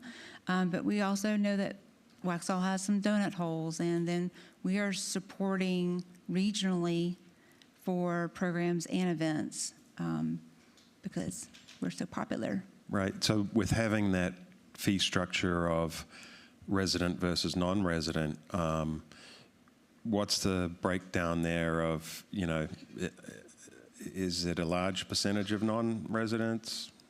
So with our new software, we're actually getting a better data on that. It just started implementing in the beginning of January. So we've actually had to tell some, because they have the zip code, they get confused, that you're actually not, you know, in the municipality of Waxhaw. So now we gave you grace this first time, but then you have to start paying the non-resident rate. But our non-resident rate is very minimum, and that's something that we were looking at to increase to help with that cost recovery. Yeah, I know it's hard because Waxhaw kind of looks like an ink blot on the map, doesn't it? They don't quite understand, because even, y'all know we have donut holes inside, and we're very community-minded, but we're also trying to bring back funding to help out with that cost recovery. So we're very mindful of it.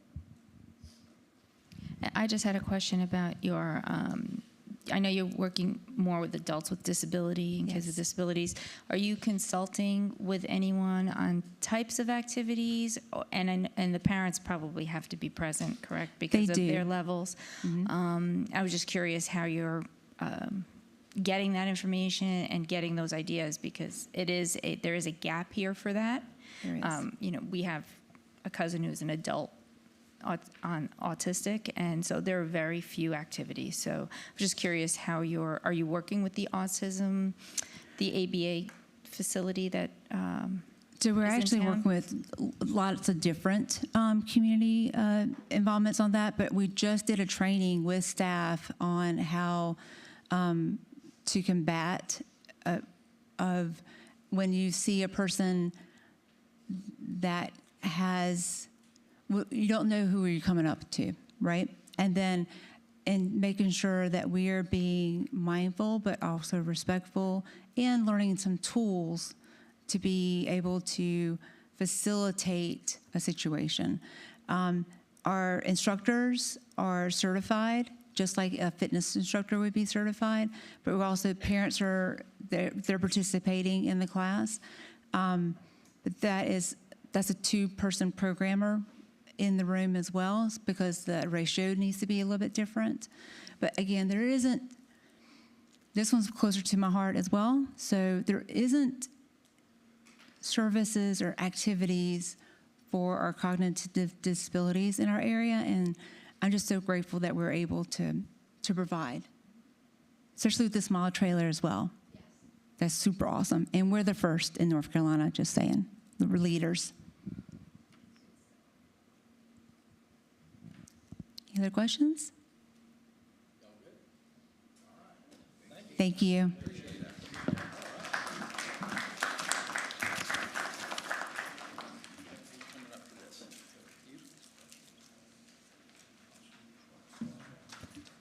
Okay. We on? Okay. I want to start by giving a quick shout out to customer service. We talked about coordination earlier, and planning is often an ambiguous term. A lot of residents do not know what it is. I'm used to getting anywhere from probably 35 to 40% of calls that are really not related to my department. They are very good at what we do. It's probably less than 5 to 10% here. It helps us be more efficient and get a lot more done. So that is appreciated on our end. What is planning? We are a 6-person team that are both internal and external in our functions. We offer long-range planning, and for anyone wanting to build a new home, add an addition, a new business, want to develop their land, we're the first stop for that in most cases. Does it meet our goals that we have in our long-range plans and the tools we have to implement it in zoning and subdivision ordinance, et cetera? We provide several internal services as well, including GIS mapping and assistance in planning and coordinating projects with other town staff. And we also provide code enforcement once it's built, keeping it maintained. So we're involved in that as well. Some of our quick outputs: 478 zoning permits issued last year. That is up 34%. 37 plan reviews completed. That is also up significantly from 2 or 3 years ago as well. Over 200%, in fact. 13 ordinance adoption cases as well. Annexations, rezonings, primarily some conditional zonings. As we saw on the inspection side of things, we're overall down on homes, but we are up on what is planned. So we are kind of in a transition zone right now. If you guys remember that chart that I showed going back to the 60s or 70s, we're kind of in a third era, so to speak, of development here in the town. So that's getting started. Let's let's see, 6 rezoning cases in 2025. I think that's a good indicator that for the most part, our zoning ordinances are well calibrated to the needs of the residents in this town. 6 for a town with as much development as we have is not really that much. We do have a relatively quick review, turnaround review time. Code compliance health also. I can tell you, compared to a lot of other towns, you may see a few houses, a few properties here that you're not real happy with, but by and large, the housing stock and the commercial structure stock in general is in very good condition.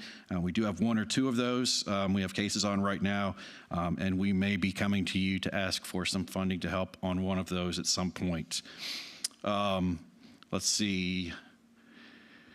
Some top accomplishments.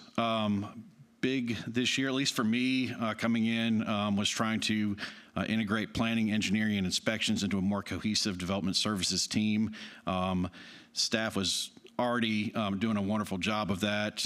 We just tried to kind of push it along a little bit further as well. Biggest challenge, balancing strong development demand with changing public expectations and market conditions, and preparing for significant code updates next year as well. We will be bringing in some changes that we've noticed over the past 6 months or so. We're trying to bring those through in some batches for you guys to consider making changes to. Big part of that is trying to stay in compliance with state law as well. Always tricky. Let's see. Some of the trends and pressures, the state law, which you're all well aware of, the industry trend, construction market conditions, and evolving state legislation. They can reduce local flexibility in shaping development outcomes. And then that community pressure. Simultaneous inward growth demand and outward resistance to change creates heightened scrutiny on development decisions. And that's in full effect at many of our meetings, as you guys are all well aware. Outcomes, why it matters, transparency and coordination, improved permit tracking, enhances transparency, and the from plan review through final inspection. Vision for downtown, there is a strong vision for downtown moving forward from the downtown master plan that staff worked on with business development.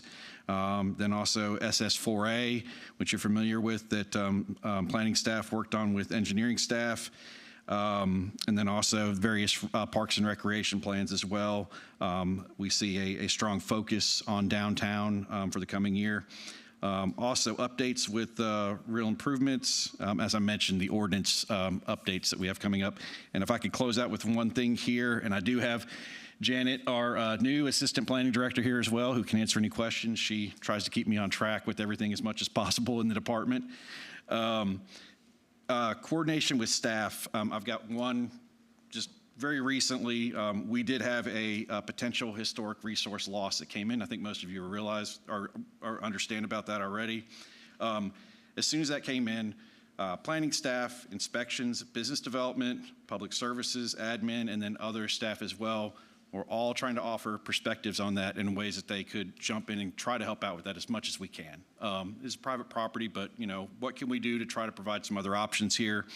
That's not something you'll see in a lot of other towns that are really siloed. Those things will fall by the wayside.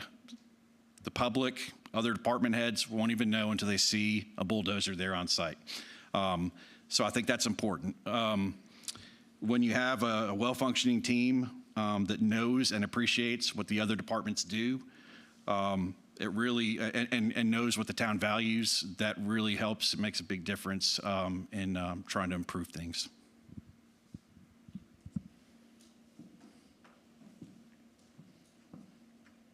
I just had a question about, I guess, code enforcement in general. A lot of our buildings are older. Mm-hmm. Are we able to put something in writing in order to, I guess, require them to upkeep their building? I mean, I don't know what the law is, but by the time they come to us, they're waiting for a facade grant, but the buildings fall. I mean, there's mortar falling out of some of these buildings onto the pavement. They're going to fall apart. Is there anything we could do as a town to encourage them to keep up their buildings similar to, an HOA with our homes, you know what I mean? Not so stringent maybe, but we should be allowed to not have a building fall apart and have mortar or a brick fall on someone's head. Yeah, I think that was two important things you mentioned right there. Yes, so code enforcement is never going to regulate pretty. It's never going to regulate nice. It's never going to regulate anything to the standard that everybody wants, but it is going to try to maintain the minimum standards on those buildings. So yeah, if there's a brick that's about to fall out, those are the types of things that code enforcement can do. Traditionally, here, as with most towns, I believe it's more of a reactive thing when we get complaints in than proactive. We are working to change that right now. We are going to start, once it gets a little bit warmer, we're going to actually start getting out and probably walking around downtown, being more proactive, choosing some zones and going through there. That can ruffle feathers a lot of times, because when you've got the city out looking for things, then rather than just getting a phone call, you guys might be getting calls about that. But I do think it's important that we do that. Yes, absolutely.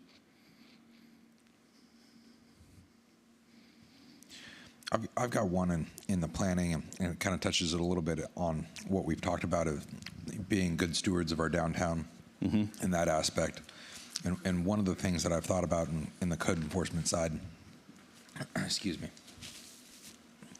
pardon me, is essentially in those transitional zones that there's equipment, when equipment does come in and as it gets left there, how do we go about, one, being publicly safe about that equipment, and then two, as long-term storage, for lack of better words, it still is, over time, becomes a blight.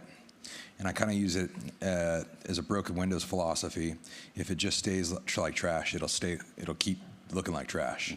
At a certain point, even just the basic minimal effort of putting, similar to what our county did at the Pep Boys project, they did have green screened fencing during the construction process of a large portion of that. And have we thought about, or are there codes and ordinances already in place to give us the tools or apply the tools in those aspects? Yeah, I can think of, there's definitely one example of that in particular over on Broad Street right now. And that case in point, we can issue citations, we can issue notice, 15, 30 days, what have you. Then they can start getting cited for that on a weekly or daily basis even. More often than not, code enforcement is a tightrope of trying to make sure things get enforced, but also working with property owners and working with business owners in town and not upsetting anyone. That one, there is a time limit on that. They have until the end of the month to clean that up particularly. And we try to temper that with, what is it actually going to take to do? If it takes heavy machinery out there to clean stuff up, then they may need a little bit longer. So we try to be reasonable with that to the greatest extent possible. When it comes down to when the rubber meets the road, if things aren't happening though, the town can and should get involved with and actually go through and abate some of these properties. That is costly. It's something to consider, so you have to prioritize that. But we do also have another case coming up with that I think we may have to address soon too. I wonder too if taking a look at the way we structure about when to apply certain aspects of the screening, fencing, safety, in those, and can we apply it more on the front half instead of leaving it as an open construction lot? Right, is it designated? And here's the pre-requirement, especially in our downtown spaces. Yeah. We know that the charm of Waxhaw is going to go through a facelift at some point in certain areas. Yeah. And do we want it to be an open construction lot, or do we want it to be somewhat, hey, this is kind of noticed and you're supposed to put up screening and fencing, maintaining some of that charm throughout that process? Because that process is going to occur. Most of our zoning ordinances, the zoning ordinance itself is intended for kind of permanent things on a property, but we do have some temporary stuff like that. I think that's something that either in our zoning ordinance or engineering, inspections across the 3 different departments, we could probably add something like that in to have temporary construction sites fenced and screened when there's going to be stuff out there like that for a while. So we can definitely take a look at that. I think it's worth investigating just a little bit. Absolutely. Hey, thanks. You mentioned, about the downzoning prohibition, and one of the things about it was that it was 6 months retroactive, and unfortunately that meant that some of staff work went by the wayside. But if I recall correctly, we are sort of maintaining now 2 land development codes because just so that staff work doesn't completely go to waste, because then if somebody has a new application, we can still legally apply some of those new items. Is that sort of working out, or? Well, we only have the one. I wasn't here when that went into effect, so I don't know. I would believe those items probably would have been removed from it administratively. Janet? Maybe something that you haven't had to deal with, but that was my understanding of what happened at the time, was sort of maintaining 2 land development codes almost, just so that work of staff didn't. We have not lost that work. We do still have a backup of that on the server, but we did administratively remove any of those text amendments from the land development code, once that law was passed. But it's still available, and if that law ever gets repealed, we can move that back into the LDC. Yeah, one of them was coordination with the schools, and I know that Mayor Murray was he spearheaded that, and unfortunately now that's considered downzoning. So there is some language in the Land Development Code, and I can't quote it off the top of my head, but it does say that if there is a plan in place from UCPS that shows an area on a map that would be a good location for a school, that a developer would need to consider that, and we would work with UCPS on getting that land donated.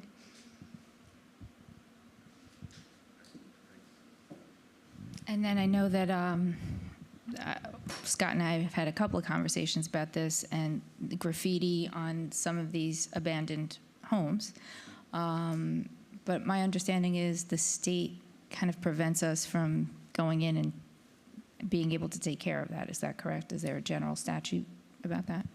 It depends on which code you're enforcing it through. I've typically, and I do now, also default to PD on that.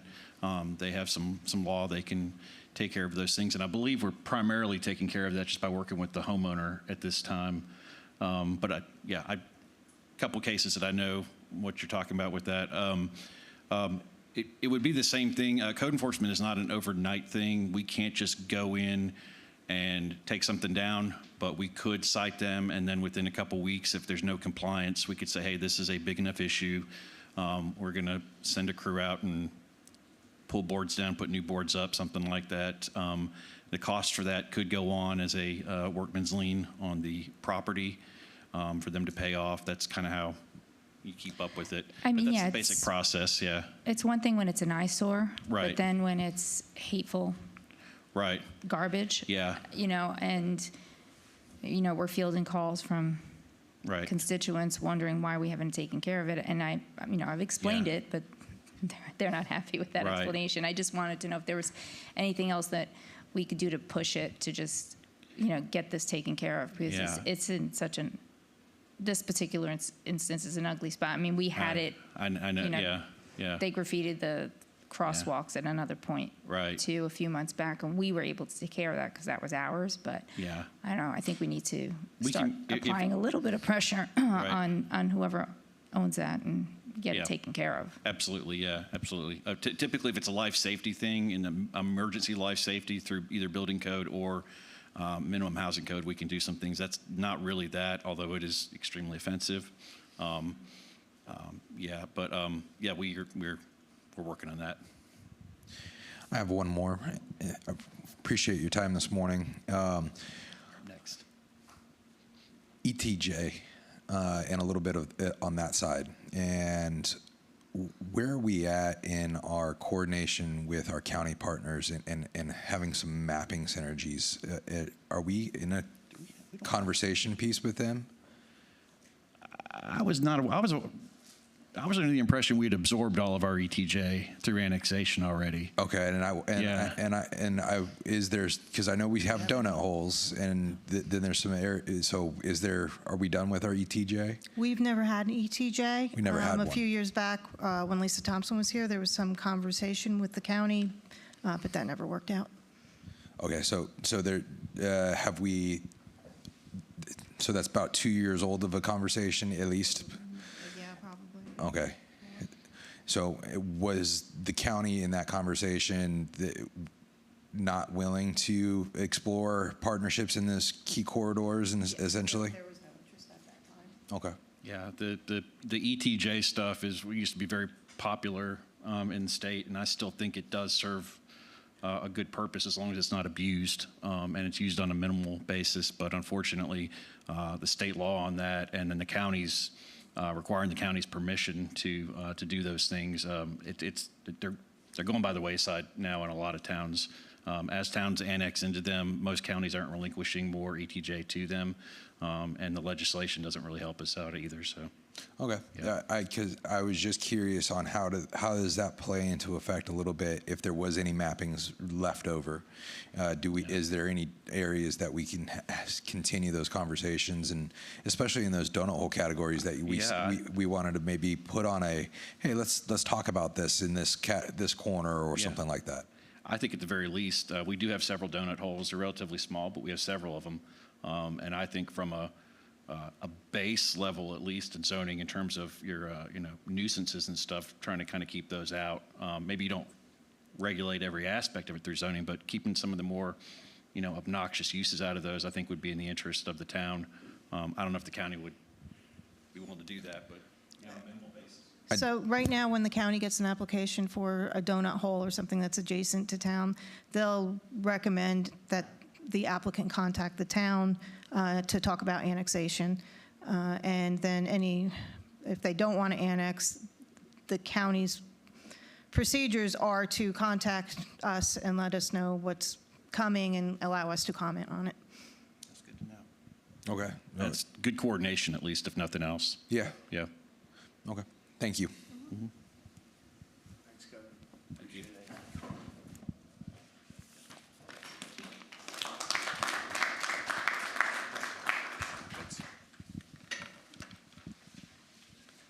Let's tack this onto Kevin's time, not mine. Talking about the graffiti on that house. So I've got a really good rapport with the project manager. The last 2 times he was really reactive. Within minutes would call me back or text back and then get the job done as quick as he could. This time I have not heard back from him. I've texted him 3 times. I'm still waiting to hear back. He may be on vacation. I don't know.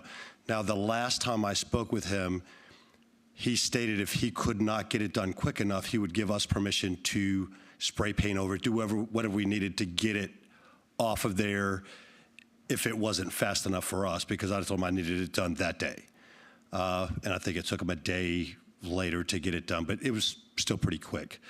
I'm trying to work with him now to put him in touch with the fire chief and hopefully maybe do a controlled burn of that house, get rid of it, because it's just a pain in the butt. It happens all the time. So hopefully we'll get something worked out in the future. All right, now it's my time. Yeah. Okay, you see, it's your time. I got it. All right. All right, so has everybody got a chance to look over the one page for the police department? Okay, so there's a lot of stuff on here that I'm going to talk, or a lot of stuff that's not on here that I really need to talk about. But so I'm going to get right in. So in 2022 compared to 2025, 2022 was post-COVID, and we were trying to get back into the swing of things at the police department. Everybody knows for the past 3 years, I've harked on proactive policing, neighborhood policing, community policing, everything combined together, in my opinion, and what the numbers show, reduces crime. So in 2022, number of citations issued was 2,275. 2025, we can see 3,386, which is a major jump.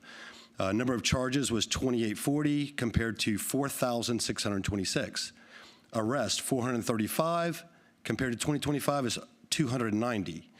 So even with the number of charges, the number of citations, all that going up, the arrest actually went way down. Why is that? So I would attribute that to proactive policing. If people coming in from Charlotte, people coming in from South Carolina, people coming in from Monroe, they like to come to Waxhaw to break into cars, to break into houses, to criminalize our citizens because they think they're easy targets. And a lot of people in Waxhaw make us easy targets because they're not going to lock their doors. They're not scared because they feel so safe here, correct? So when those would-be criminals are coming into town and they see the blue lights on 75, on Waxhaw Marvin, on 16, on Howie Mine Road, in their mind, well, wait a minute, these guys are really active here, let's go somewhere else. So that happens a lot. Number of arrest charges, we went from 731 to 612. Reports, we went from 1,125 to 1,023. So we went down 102 reports, but in calls for service, we went up 700 from 10,075 to 10,804. So we were receiving more calls for service, but taking less reports. Why is that? Education. So in neighborhood policing, we're talking to more citizens. We're telling them, hey, if you see A, B, and C, call us. If you see a guy in June walking down the road with a trench coat, is that out of place? Yes, call us. You're not wasting our time. You could be stopping a crime from occurring before it happens. So just because we get more calls for service in, we like that better than writing more reports. So proactive patrols went from 19,544 to 26,298. Vehicle crashes, 434, and stayed around the same, 50 more to 489. So from 2022 to 2025, that's a 4-year span. We had an extra 2 officers during that time, but you could see those stats are way different. So I'm really proud of the work that the guys have done, and the ladies have done in the last 4 years. And every one of them understand. The first conversation I had with everybody when I took over as chief was, I expect you to do 12 hours and give me 12 hours of honest work. Everybody that comes to work at the police department, the first conversation we have is, I expect you to come to work and give me 12 hours of honest work. So during COVID, it was, don't pull people over. Don't interact with people unnecessarily because everybody was afraid you're going to get COVID. Now it's, I want you out of your car. I want you talking to people. I want you walking into businesses.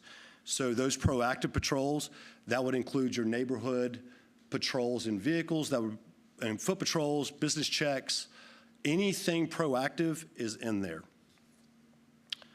The biggest challenges that we're facing right now, I don't know what happened in June of,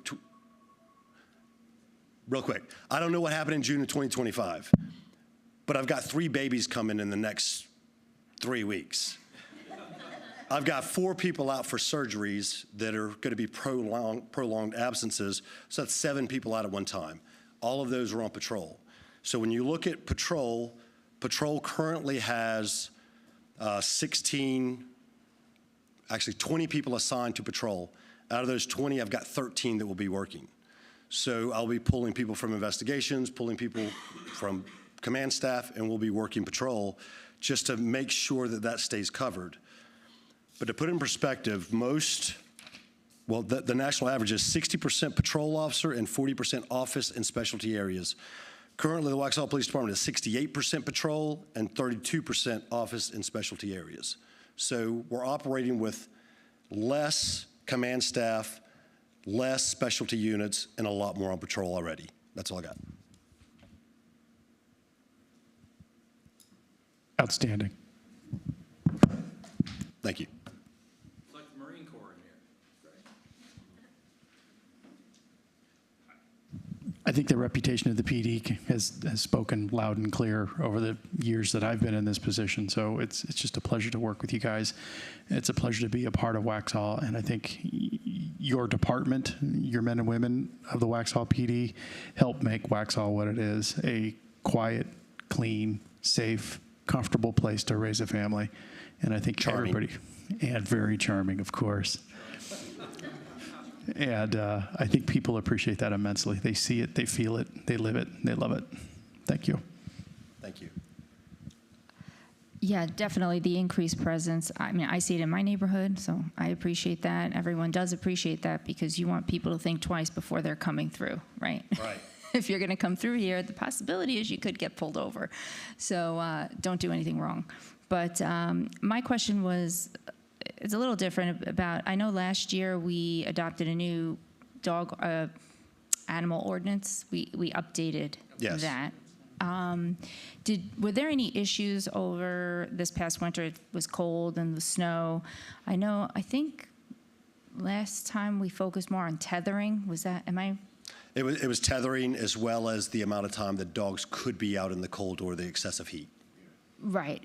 Was there any issue with that? I saw some stuff online, and I don't know how accurate it was. And We had one place in particular that animal control spends a lot of time, and they continue to spend a lot of time. They really try to help this person because they know the financial situation they're in. So they provide a lot of services. They provide a lot of extra things to this one resident, but it's worthwhile. Okay. Do you think it needs any further looking at or anything, or do you think we covered everything? I think it's covered.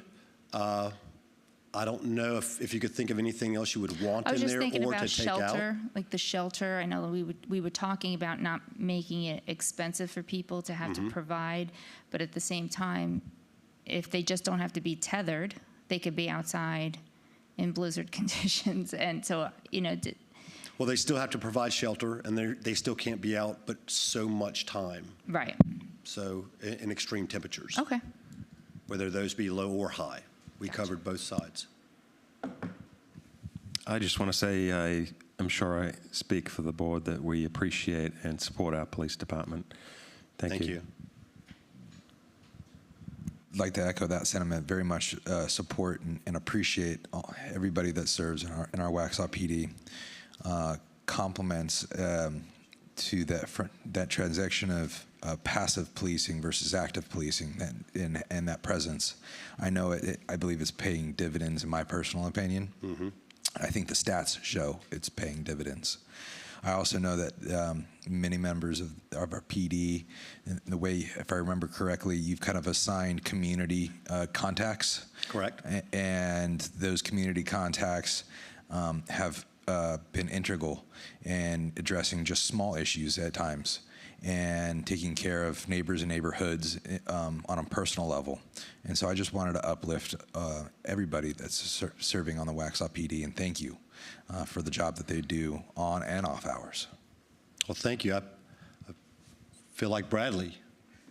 Oh, yeah, sorry. I'm not as debonair as he is, but thank you very much. There has been an increased presence, support, and engagement in your website activity and Facebook activity. So, yes. Bradley, boosting engagement over there for our PD. Thank you. He's done a heck of a job. Good job, Bradley.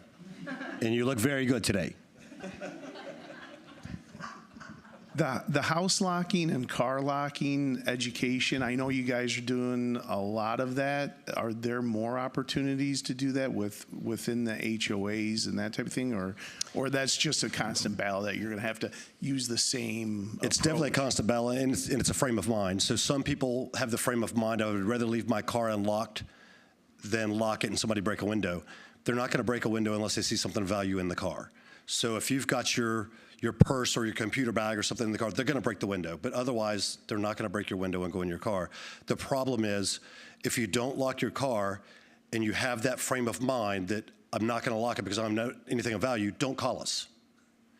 Because you call us, that we have to come out there and take time to come to your residence, to talk to you, and you want to report for somebody breaking in your car because now you feel violated because somebody looked through your car, and you're mad because your papers are straight about your car, but you didn't lock it because you don't have anything of value, but you still want us to come out.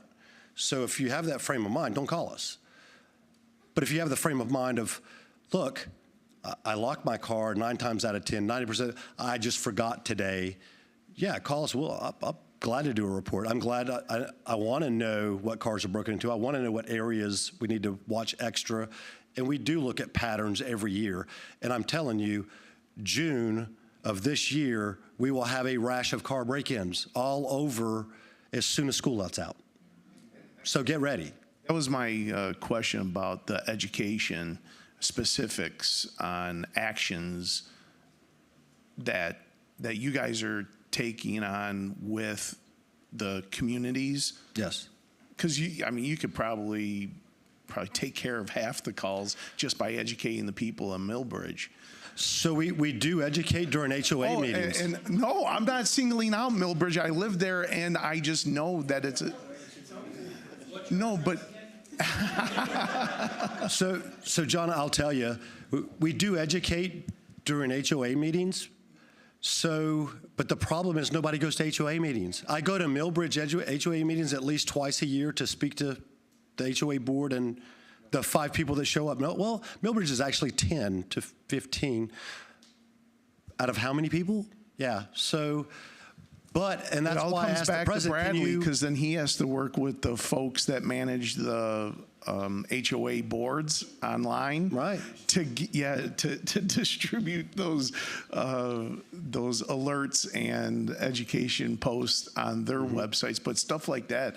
I mean, that I don't know what else we can do, but I think more opportunities in the education of just the break-ins and the car. So what I did ask Dennis Cirillo was, when I do speak at your HOA meeting, can you video and shoot that out as an email to say, hey, the chief spoke tonight about A, B, and C. And if they have an interest in it, they could watch it. If they don't have an interest, then just delete it. And they're going to get their car broken into. Yeah, right. And Millbridge gets hit a lot because they're right at the South Carolina line. So they jump over South Carolina through Walnut Creek, and half the time they don't even know that they're out of Walnut Creek. They think they're still in Walnut Creek, but now they're in Millbridge on Ridge Haven and breaking all those cars. So that's why I'm on Ridge Haven and I lock my car. There you go.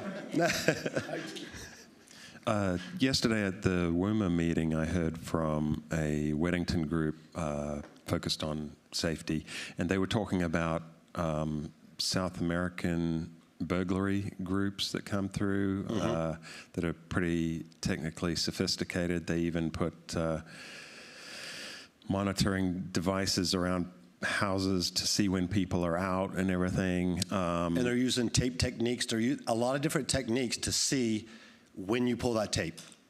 Yeah. So they could tape your door, they could tape your window, to see if you arrive home and you go, why is there tape on my window?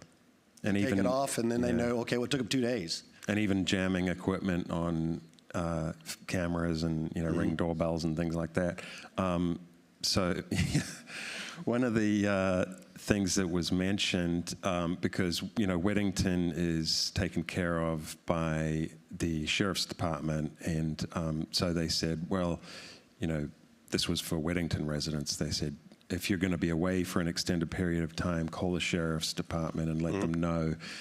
Should Waxhaw residents also do that with Waxhaw PD? Yes, we've had that forever. So if you call us and let us know, we put a watch on your house, and then they go through during the shifts and check the house. All you do is put what vehicles are there, what lights you're going to leave on.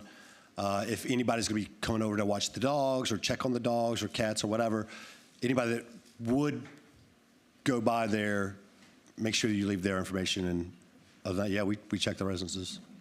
Great, thank you. Yep. Thank you. Great job. Appreciate it.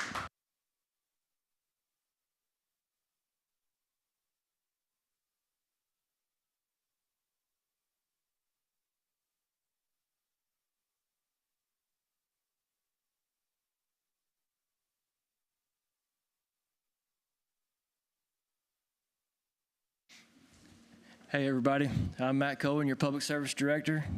Going on about 3.5 weeks now. So I've been here for 20 years. So I just wanted to give you all a little overview of our department and a little bit about what we do. We're responsible for the town's infrastructure and maintain all the assets that make Waxhaw work. We have a staff built of 13. We have a career development plan, and everybody's organized from director down to maintenance workers and so on. Mandated services, we maintain the roads, sidewalks, stormwater, solid waste management, fleet maintenance, cemetery operations, street lights, leaf vacuuming, maintenance, and inspections. Some of our non-mandated services, our downtown beautification, I feel like all these are mandated, but some of the right-of-way mowing, sidewalk grinding, reducing trip hazards, and storm cleanup. Some outputs for our department was we vacuumed 5,491 cubic yards of leaves collected in the fiscal year of 2025. $6,800 was brought in due to our new construction road inspections. We charge $400 per inspection for our proof roll inspections. We are, since January, we started charging $1.50 per linear foot for sidewalk inspections and new developments. This year, since July, we sold 12 plots in the cemetery, which brought in a revenue of $10,800.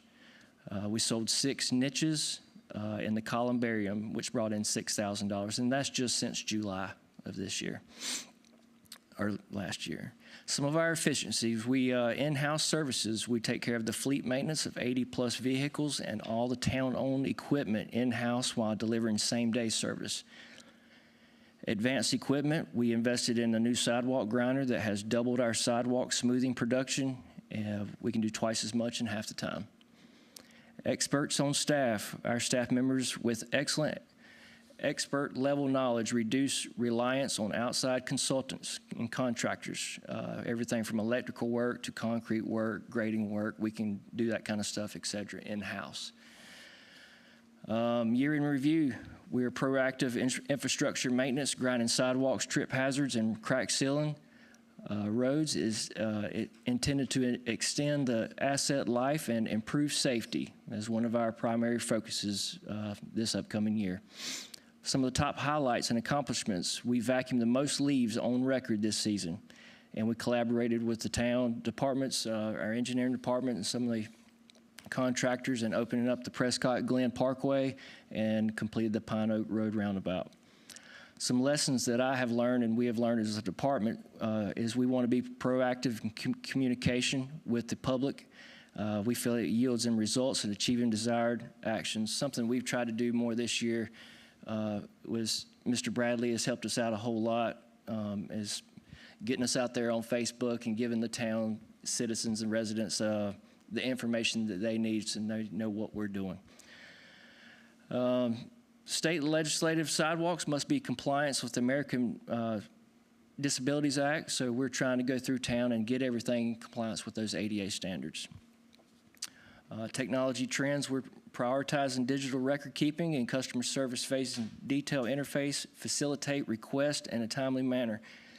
We get a lot of tree replacement requests. We get a lot of sidewalk grinding requests, trip hazards, so on. So we're really trying to get that all organized in spreadsheets and such. Some community pressures. I'll relate some of this to maybe our Tier 1. At the top there, some of the rapid growth. Our solid waste costs are rising due to new residential growth.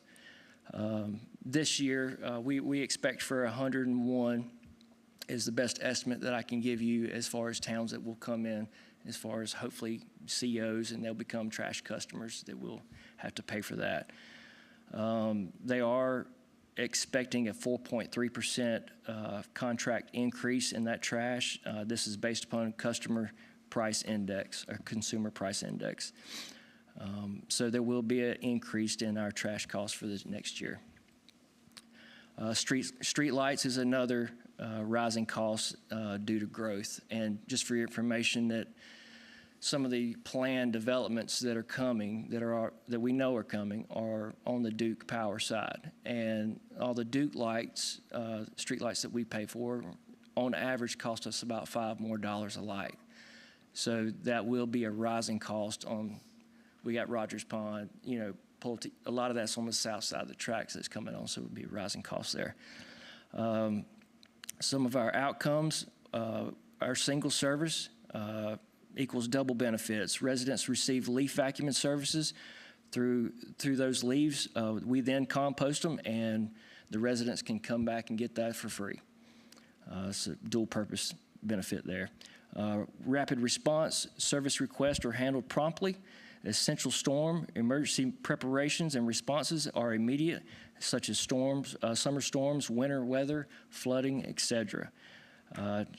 Just so you guys know, and I think everyone maybe can tell, we take a lot of pride and have our community pride. We set high standards and of beautification, high visibility areas. We feel like our town really sets the standard in western part of Union County. You all probably notice, we keep our sidewalks edged. There's not grass growing over the curbs. I mean, we keep a nice looking place on purpose. So any questions you guys have for me?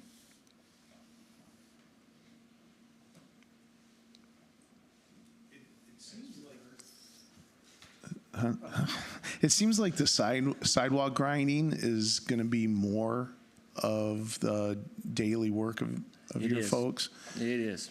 Yes, sir. And you expect that to increase? I believe that will always increase. Okay. I believe with the tree growth and the more trees that we put in these planting strips, yeah, okay, that is going to be an effect. Those sidewalks will come up. We're working on it every year, but it's one of those things we're going to have to battle with it. I don't think we'll ever catch up. We'll just keep up. So if that makes sense. Just want to say thank you to you guys. I view your department as really part of the nuts and bolts of this town government, or town services. So thank you, and wish you all the best with your new role. Appreciate it. I need it. I echo that. I wish you the best with your new role. Congratulations. Thanks, sir. Thank you for your department's work and all the extra hours that I'm sure you guys put in recently here taking care of the downtown walkways and roadways where necessary, and the recent weather conditions. Absolutely. I know you guys put in hours there. Yes, sir. One of the things that I did want to bring up, and this is more of maybe, again, I'm picking back on Bradley now over here on the communication side, the mulch pickup. I know one of those, it took a while for me to realize that we even did a mulch pickup service, and when and what days, and that information getting out there. And so I did a quick Google search here just out of curiosity. Our Google search did pop up that the town of Waxhaw does not currently offer a mulch pickup. If you just do a dummy search. Yeah, so we suggest customer service. Yep. Call us, don't Google. I know. But we have kept that not a secret, but as we moved from our other compost facility, it took us 3 years. The leaf piles go through a 3-year process to make good quality compost. So we had to kind of keep it quiet there for just a little bit. It takes 3 years to get that built up. Now we're built up, so this spring, look for it, Mr. Bradley to post that. And then we will need to get rid of that stuff so we can make room for more. That was going to be my next question is with the trend of leaf pickups, and I'm on the Oaks on Providence, we have plenty of leaves for you. Yes, you do. Our year over year, I'm sure we're seeing cubic feet essentially increases in volume. We also have more trees that we're planting back that we're going to be maintaining in these new communities, and they will drop more leaves as they mature. Yep. So I understand that there's longer term visions and where we needing equipment. One of the things though that I have thought of with that equipment is when we phase in essentially those more leaf vacs and more services, refurbished, and is there any refurbished opportunities in taking care? That's what we're doing. Yeah, last year we requested $5,000 in CIP to put a new engine on our older leaf vac. A new leaf vac cost $150,000. So that's what we did. We got that, requested that money. We achieved that money. We got the engine put on in-house in our mechanic shop, so no expenses there. $5,000, brand new engine, same old leaf vac, back at it for 10, 15 more years. Well, awesome. And I had a feeling that was the case, and that's what I wanted to say. Thank you for all that, because I know that at a certain point with that refurbishment, now it's labor on our team and our staff members to go through that mechanically. Yeah, but our folks are qualified to do that stuff, which makes us that much more valuable. So wanted to highlight that and say thank you. Yes, sir. Appreciate it. I know we talked about this yesterday in our group about the trees and being put in the planting strips and possibly not the correct trees for those planting strips. Have we been able to remedy that from years past so that we don't continue to have that problem? Because sidewalks are expensive, and if we have to, it's one thing if the homeowner has to, then all right, whatever, right? But since we have to take care of it, what can we do? Unfortunately, you probably all will make fun of me, but last night I went home and watched a board retreat for the town of Waxhaw from 10 years ago. And my wife was like, "Did you not get enough today?"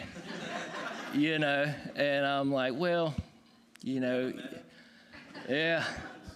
You know, I just kind of wanted to see where we were back then, and you wouldn't believe what they were talking about 10 years ago, and it was street trees in the planting strips and willow oaks and the damage that they cause to our, you know, our infrastructure.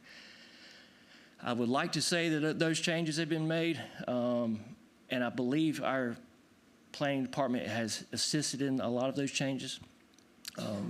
We're still getting trees put in the planting strips. The planting strips are getting wider. They feel it is important to have that shade for street trees, but I think Mr. O'Ryan has helped out in our engineering manual. We're making better specs for the developers when they're put in the sidewalks. We're inspecting the sidewalks, so we're getting the thickness that we want.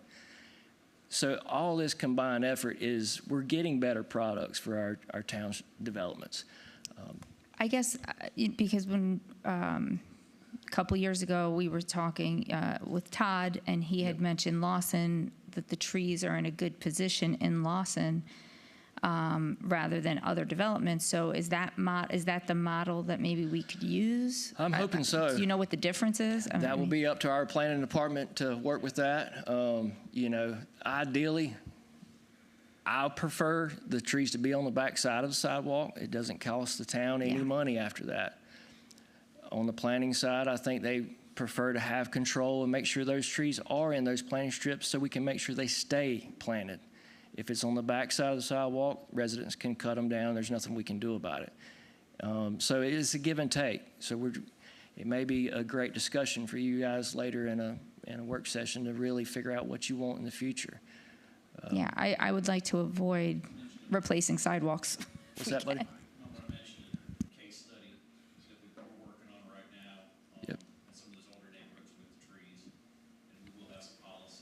Yeah.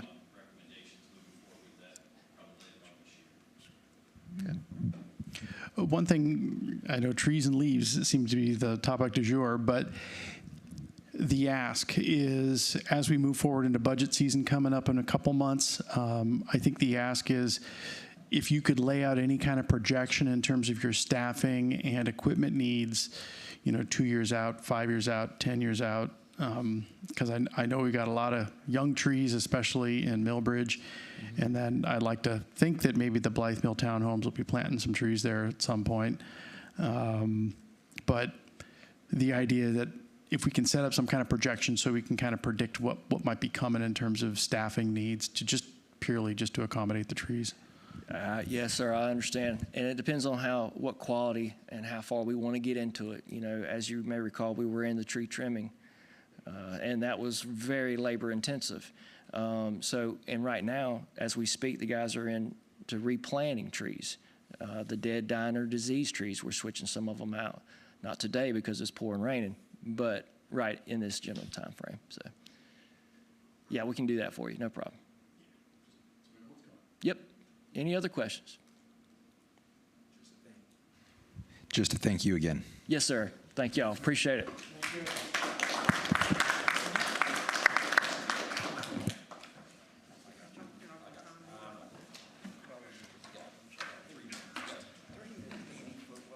And now batting cleanup.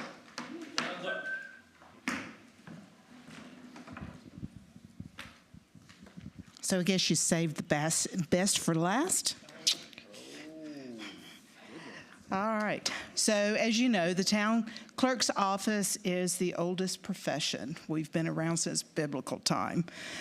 We are a statutory board position. So we have to be in all the counties and the towns. So we are an office of two people, myself and my deputy clerk, Brandy Stroud. Yes. So our statutory requirement is to maintain all the records within the town. That is what we are statutorily charged to do. However, we branch off across all of the departments. We are a department that works internally and externally. We provide all of the agendas and minutes, and we also do perform our public records management with our public. We also strive to maintain all of the legal aspects of our job, as well as administer the oath of office, both staff and for advisory boards. We support you as the Board of Commissioners. We support all the advisory boards, as well as all the departments across the board. The numbers that you see up here are from 2025. This does not account for all of the activity that our department does. When you think about our public records and our records in general, they go back to 1889. And so we can't really capitalize on, but we have a lot of those documents that are not captured here. One of the efficiencies that we are trying to do is trying to improve our efficiencies and try to standardize a lot of the practices that the town goes through. We standardize our agendas and processing where, and it's helped quite a bit. So staff has their certain deadlines to get the information to you all at a timely manner and to keep up with your, adhere to your rules of procedure as to getting that information timely. We want to work with James in the flash vote because we're interested to find out how the public wants to receive their information and how they want to access that information. We were instrumental in establishing a youth council, which add to our advisory boards. We felt that that age group was not being utilized as far as having a voice in front of government. So one of our outcomes that we strive to do is we try to provide transparent governance. We help with keeping our legal sound. We try to keep you out of trouble as much as possible. So we work closely with our town attorney and the town manager to ensure that we are doing what's legally required for us to do. We have also modernized our record keeping. So a lot of things are on Laserfish. So we strive to make sure that our retention periods are adhered to and that all of those records that we hold a retention requirement. And we're starting to look at making our agendas and minutes a little more efficient. We're working with a software now that we've had since 2015, and so it's used up its usefulness now. So we're trying to figure out a better solution to be able to cross over into Laserfish. It connects with our town codes, and so we don't have to manually do that over time. And our challenges are clear workflows. Consistent tracking and early coordination are critical to publishing accurate agendas and minutes. We also maintain the compliance of a high-volume legislative environment. So we do a lot of tracking based on that. And our volume of public records depends on what you all talk about during your meetings. Depending on if it's a controversial subject, then that will increase our public records. But so far, we have, based on using when we used just FOIA and we used HubSpot, and now we're using Next Request, we've probably have an average of 420 records that we have maintained and given to the public. So that's the basis of our public records. But as you know, most everything, unless it's confidential, is all public record. And if there's any questions, I'm finished. Just thank you for all your support of our meetings. You've seen our struggles and responded. I appreciate in the last meeting, having that extra paper with the motions written out on it and everything. With the minutes, I know that there's AI tools out there that you can just run on your phone and they'll like listen to the meeting and then at the end it'll give you a summary. It might be just helpful. Not that it would do all the work for you, but just as something for you to reference.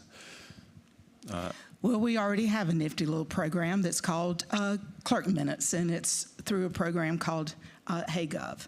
And it's from the time I've been in local government and state government and doing minutes, it's the best program that I have seen in the years that I've been doing minutes. So it does exactly what you're describing. We put in the agenda, we load up the video, and it spits out the minutes. What we do is we make sure that they're accurate. We go through to make sure that it captured everything, that your motions are as you said them, and they're accurate. So that has really decreased our level of trying to sit down and transcribe minutes, where we can do it in an hour where it was taking us all week to do one set of minutes. And with you all having 2 meetings within 2 weeks of each other, it helps us get it turned around quicker.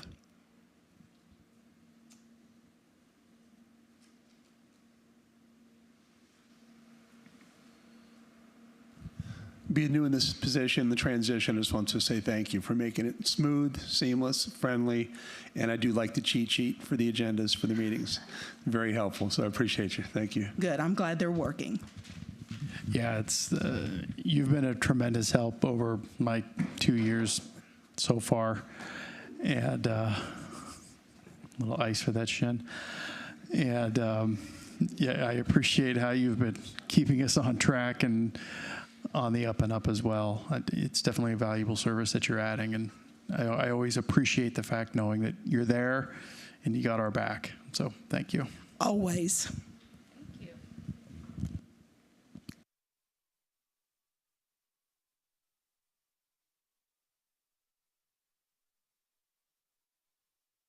That's the extent of our presentations, and that was your question and answer all built into one process.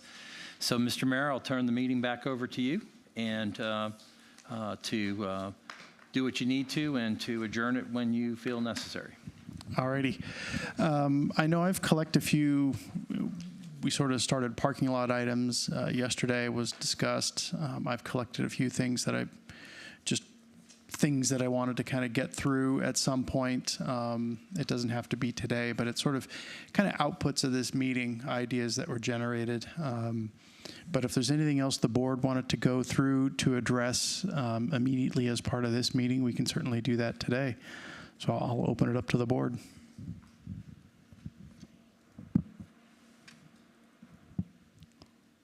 Nobody does that at a staff meeting, Mayor. Nobody asks questions at the end of a meeting. She wanted us to get hurt.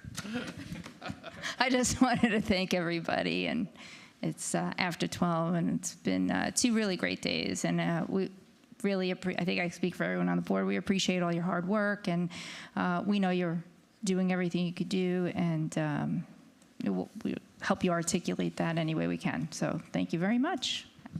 Have a good weekend.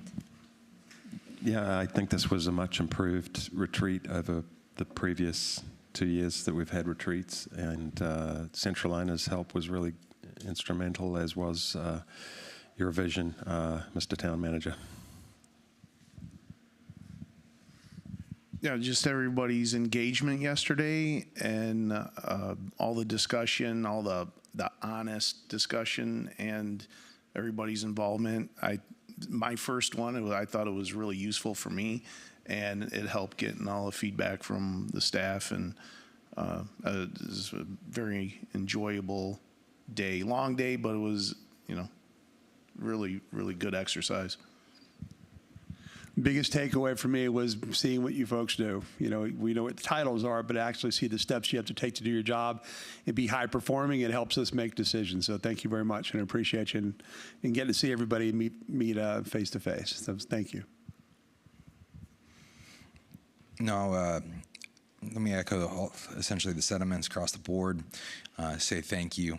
I appreciate everybody's time these past 2 days, and it's been an honor to just get to spend that with y'all, getting to know a little bit about each and every one of you, get a nice one-pager of each department, getting a little bit of finger on the pulse on essentially kind of what's going on currently, and then looking forward to working with you. And I think we set out some good outlines and frameworks for long-term discussions, addressing those Tier 1, Tier 2 issues, so appreciate that. Yeah, I'll just kind of repeat a little bit of what I mentioned yesterday in the exercise that we went through with some of these priorities, and the fact that it did go through the filter of both board and staff. And one of the most telling parts about that exercise, I think, is the unity on those issues, and how as a board and as a staff, we all seem to feel and agree the same thing, that these are the principal concerns. And I think if we stay focused on those over the coming year, as stuff comes before the board and as things come up from the staff, I think that'll do good to serve the larger community by staying focused on those and keeping an eye on that output.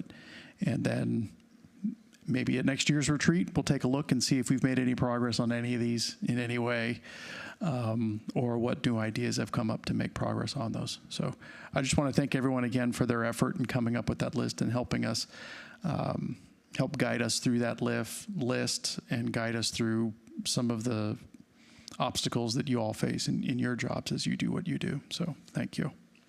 It's been a great couple of days. Thanks, Scott. I appreciate it.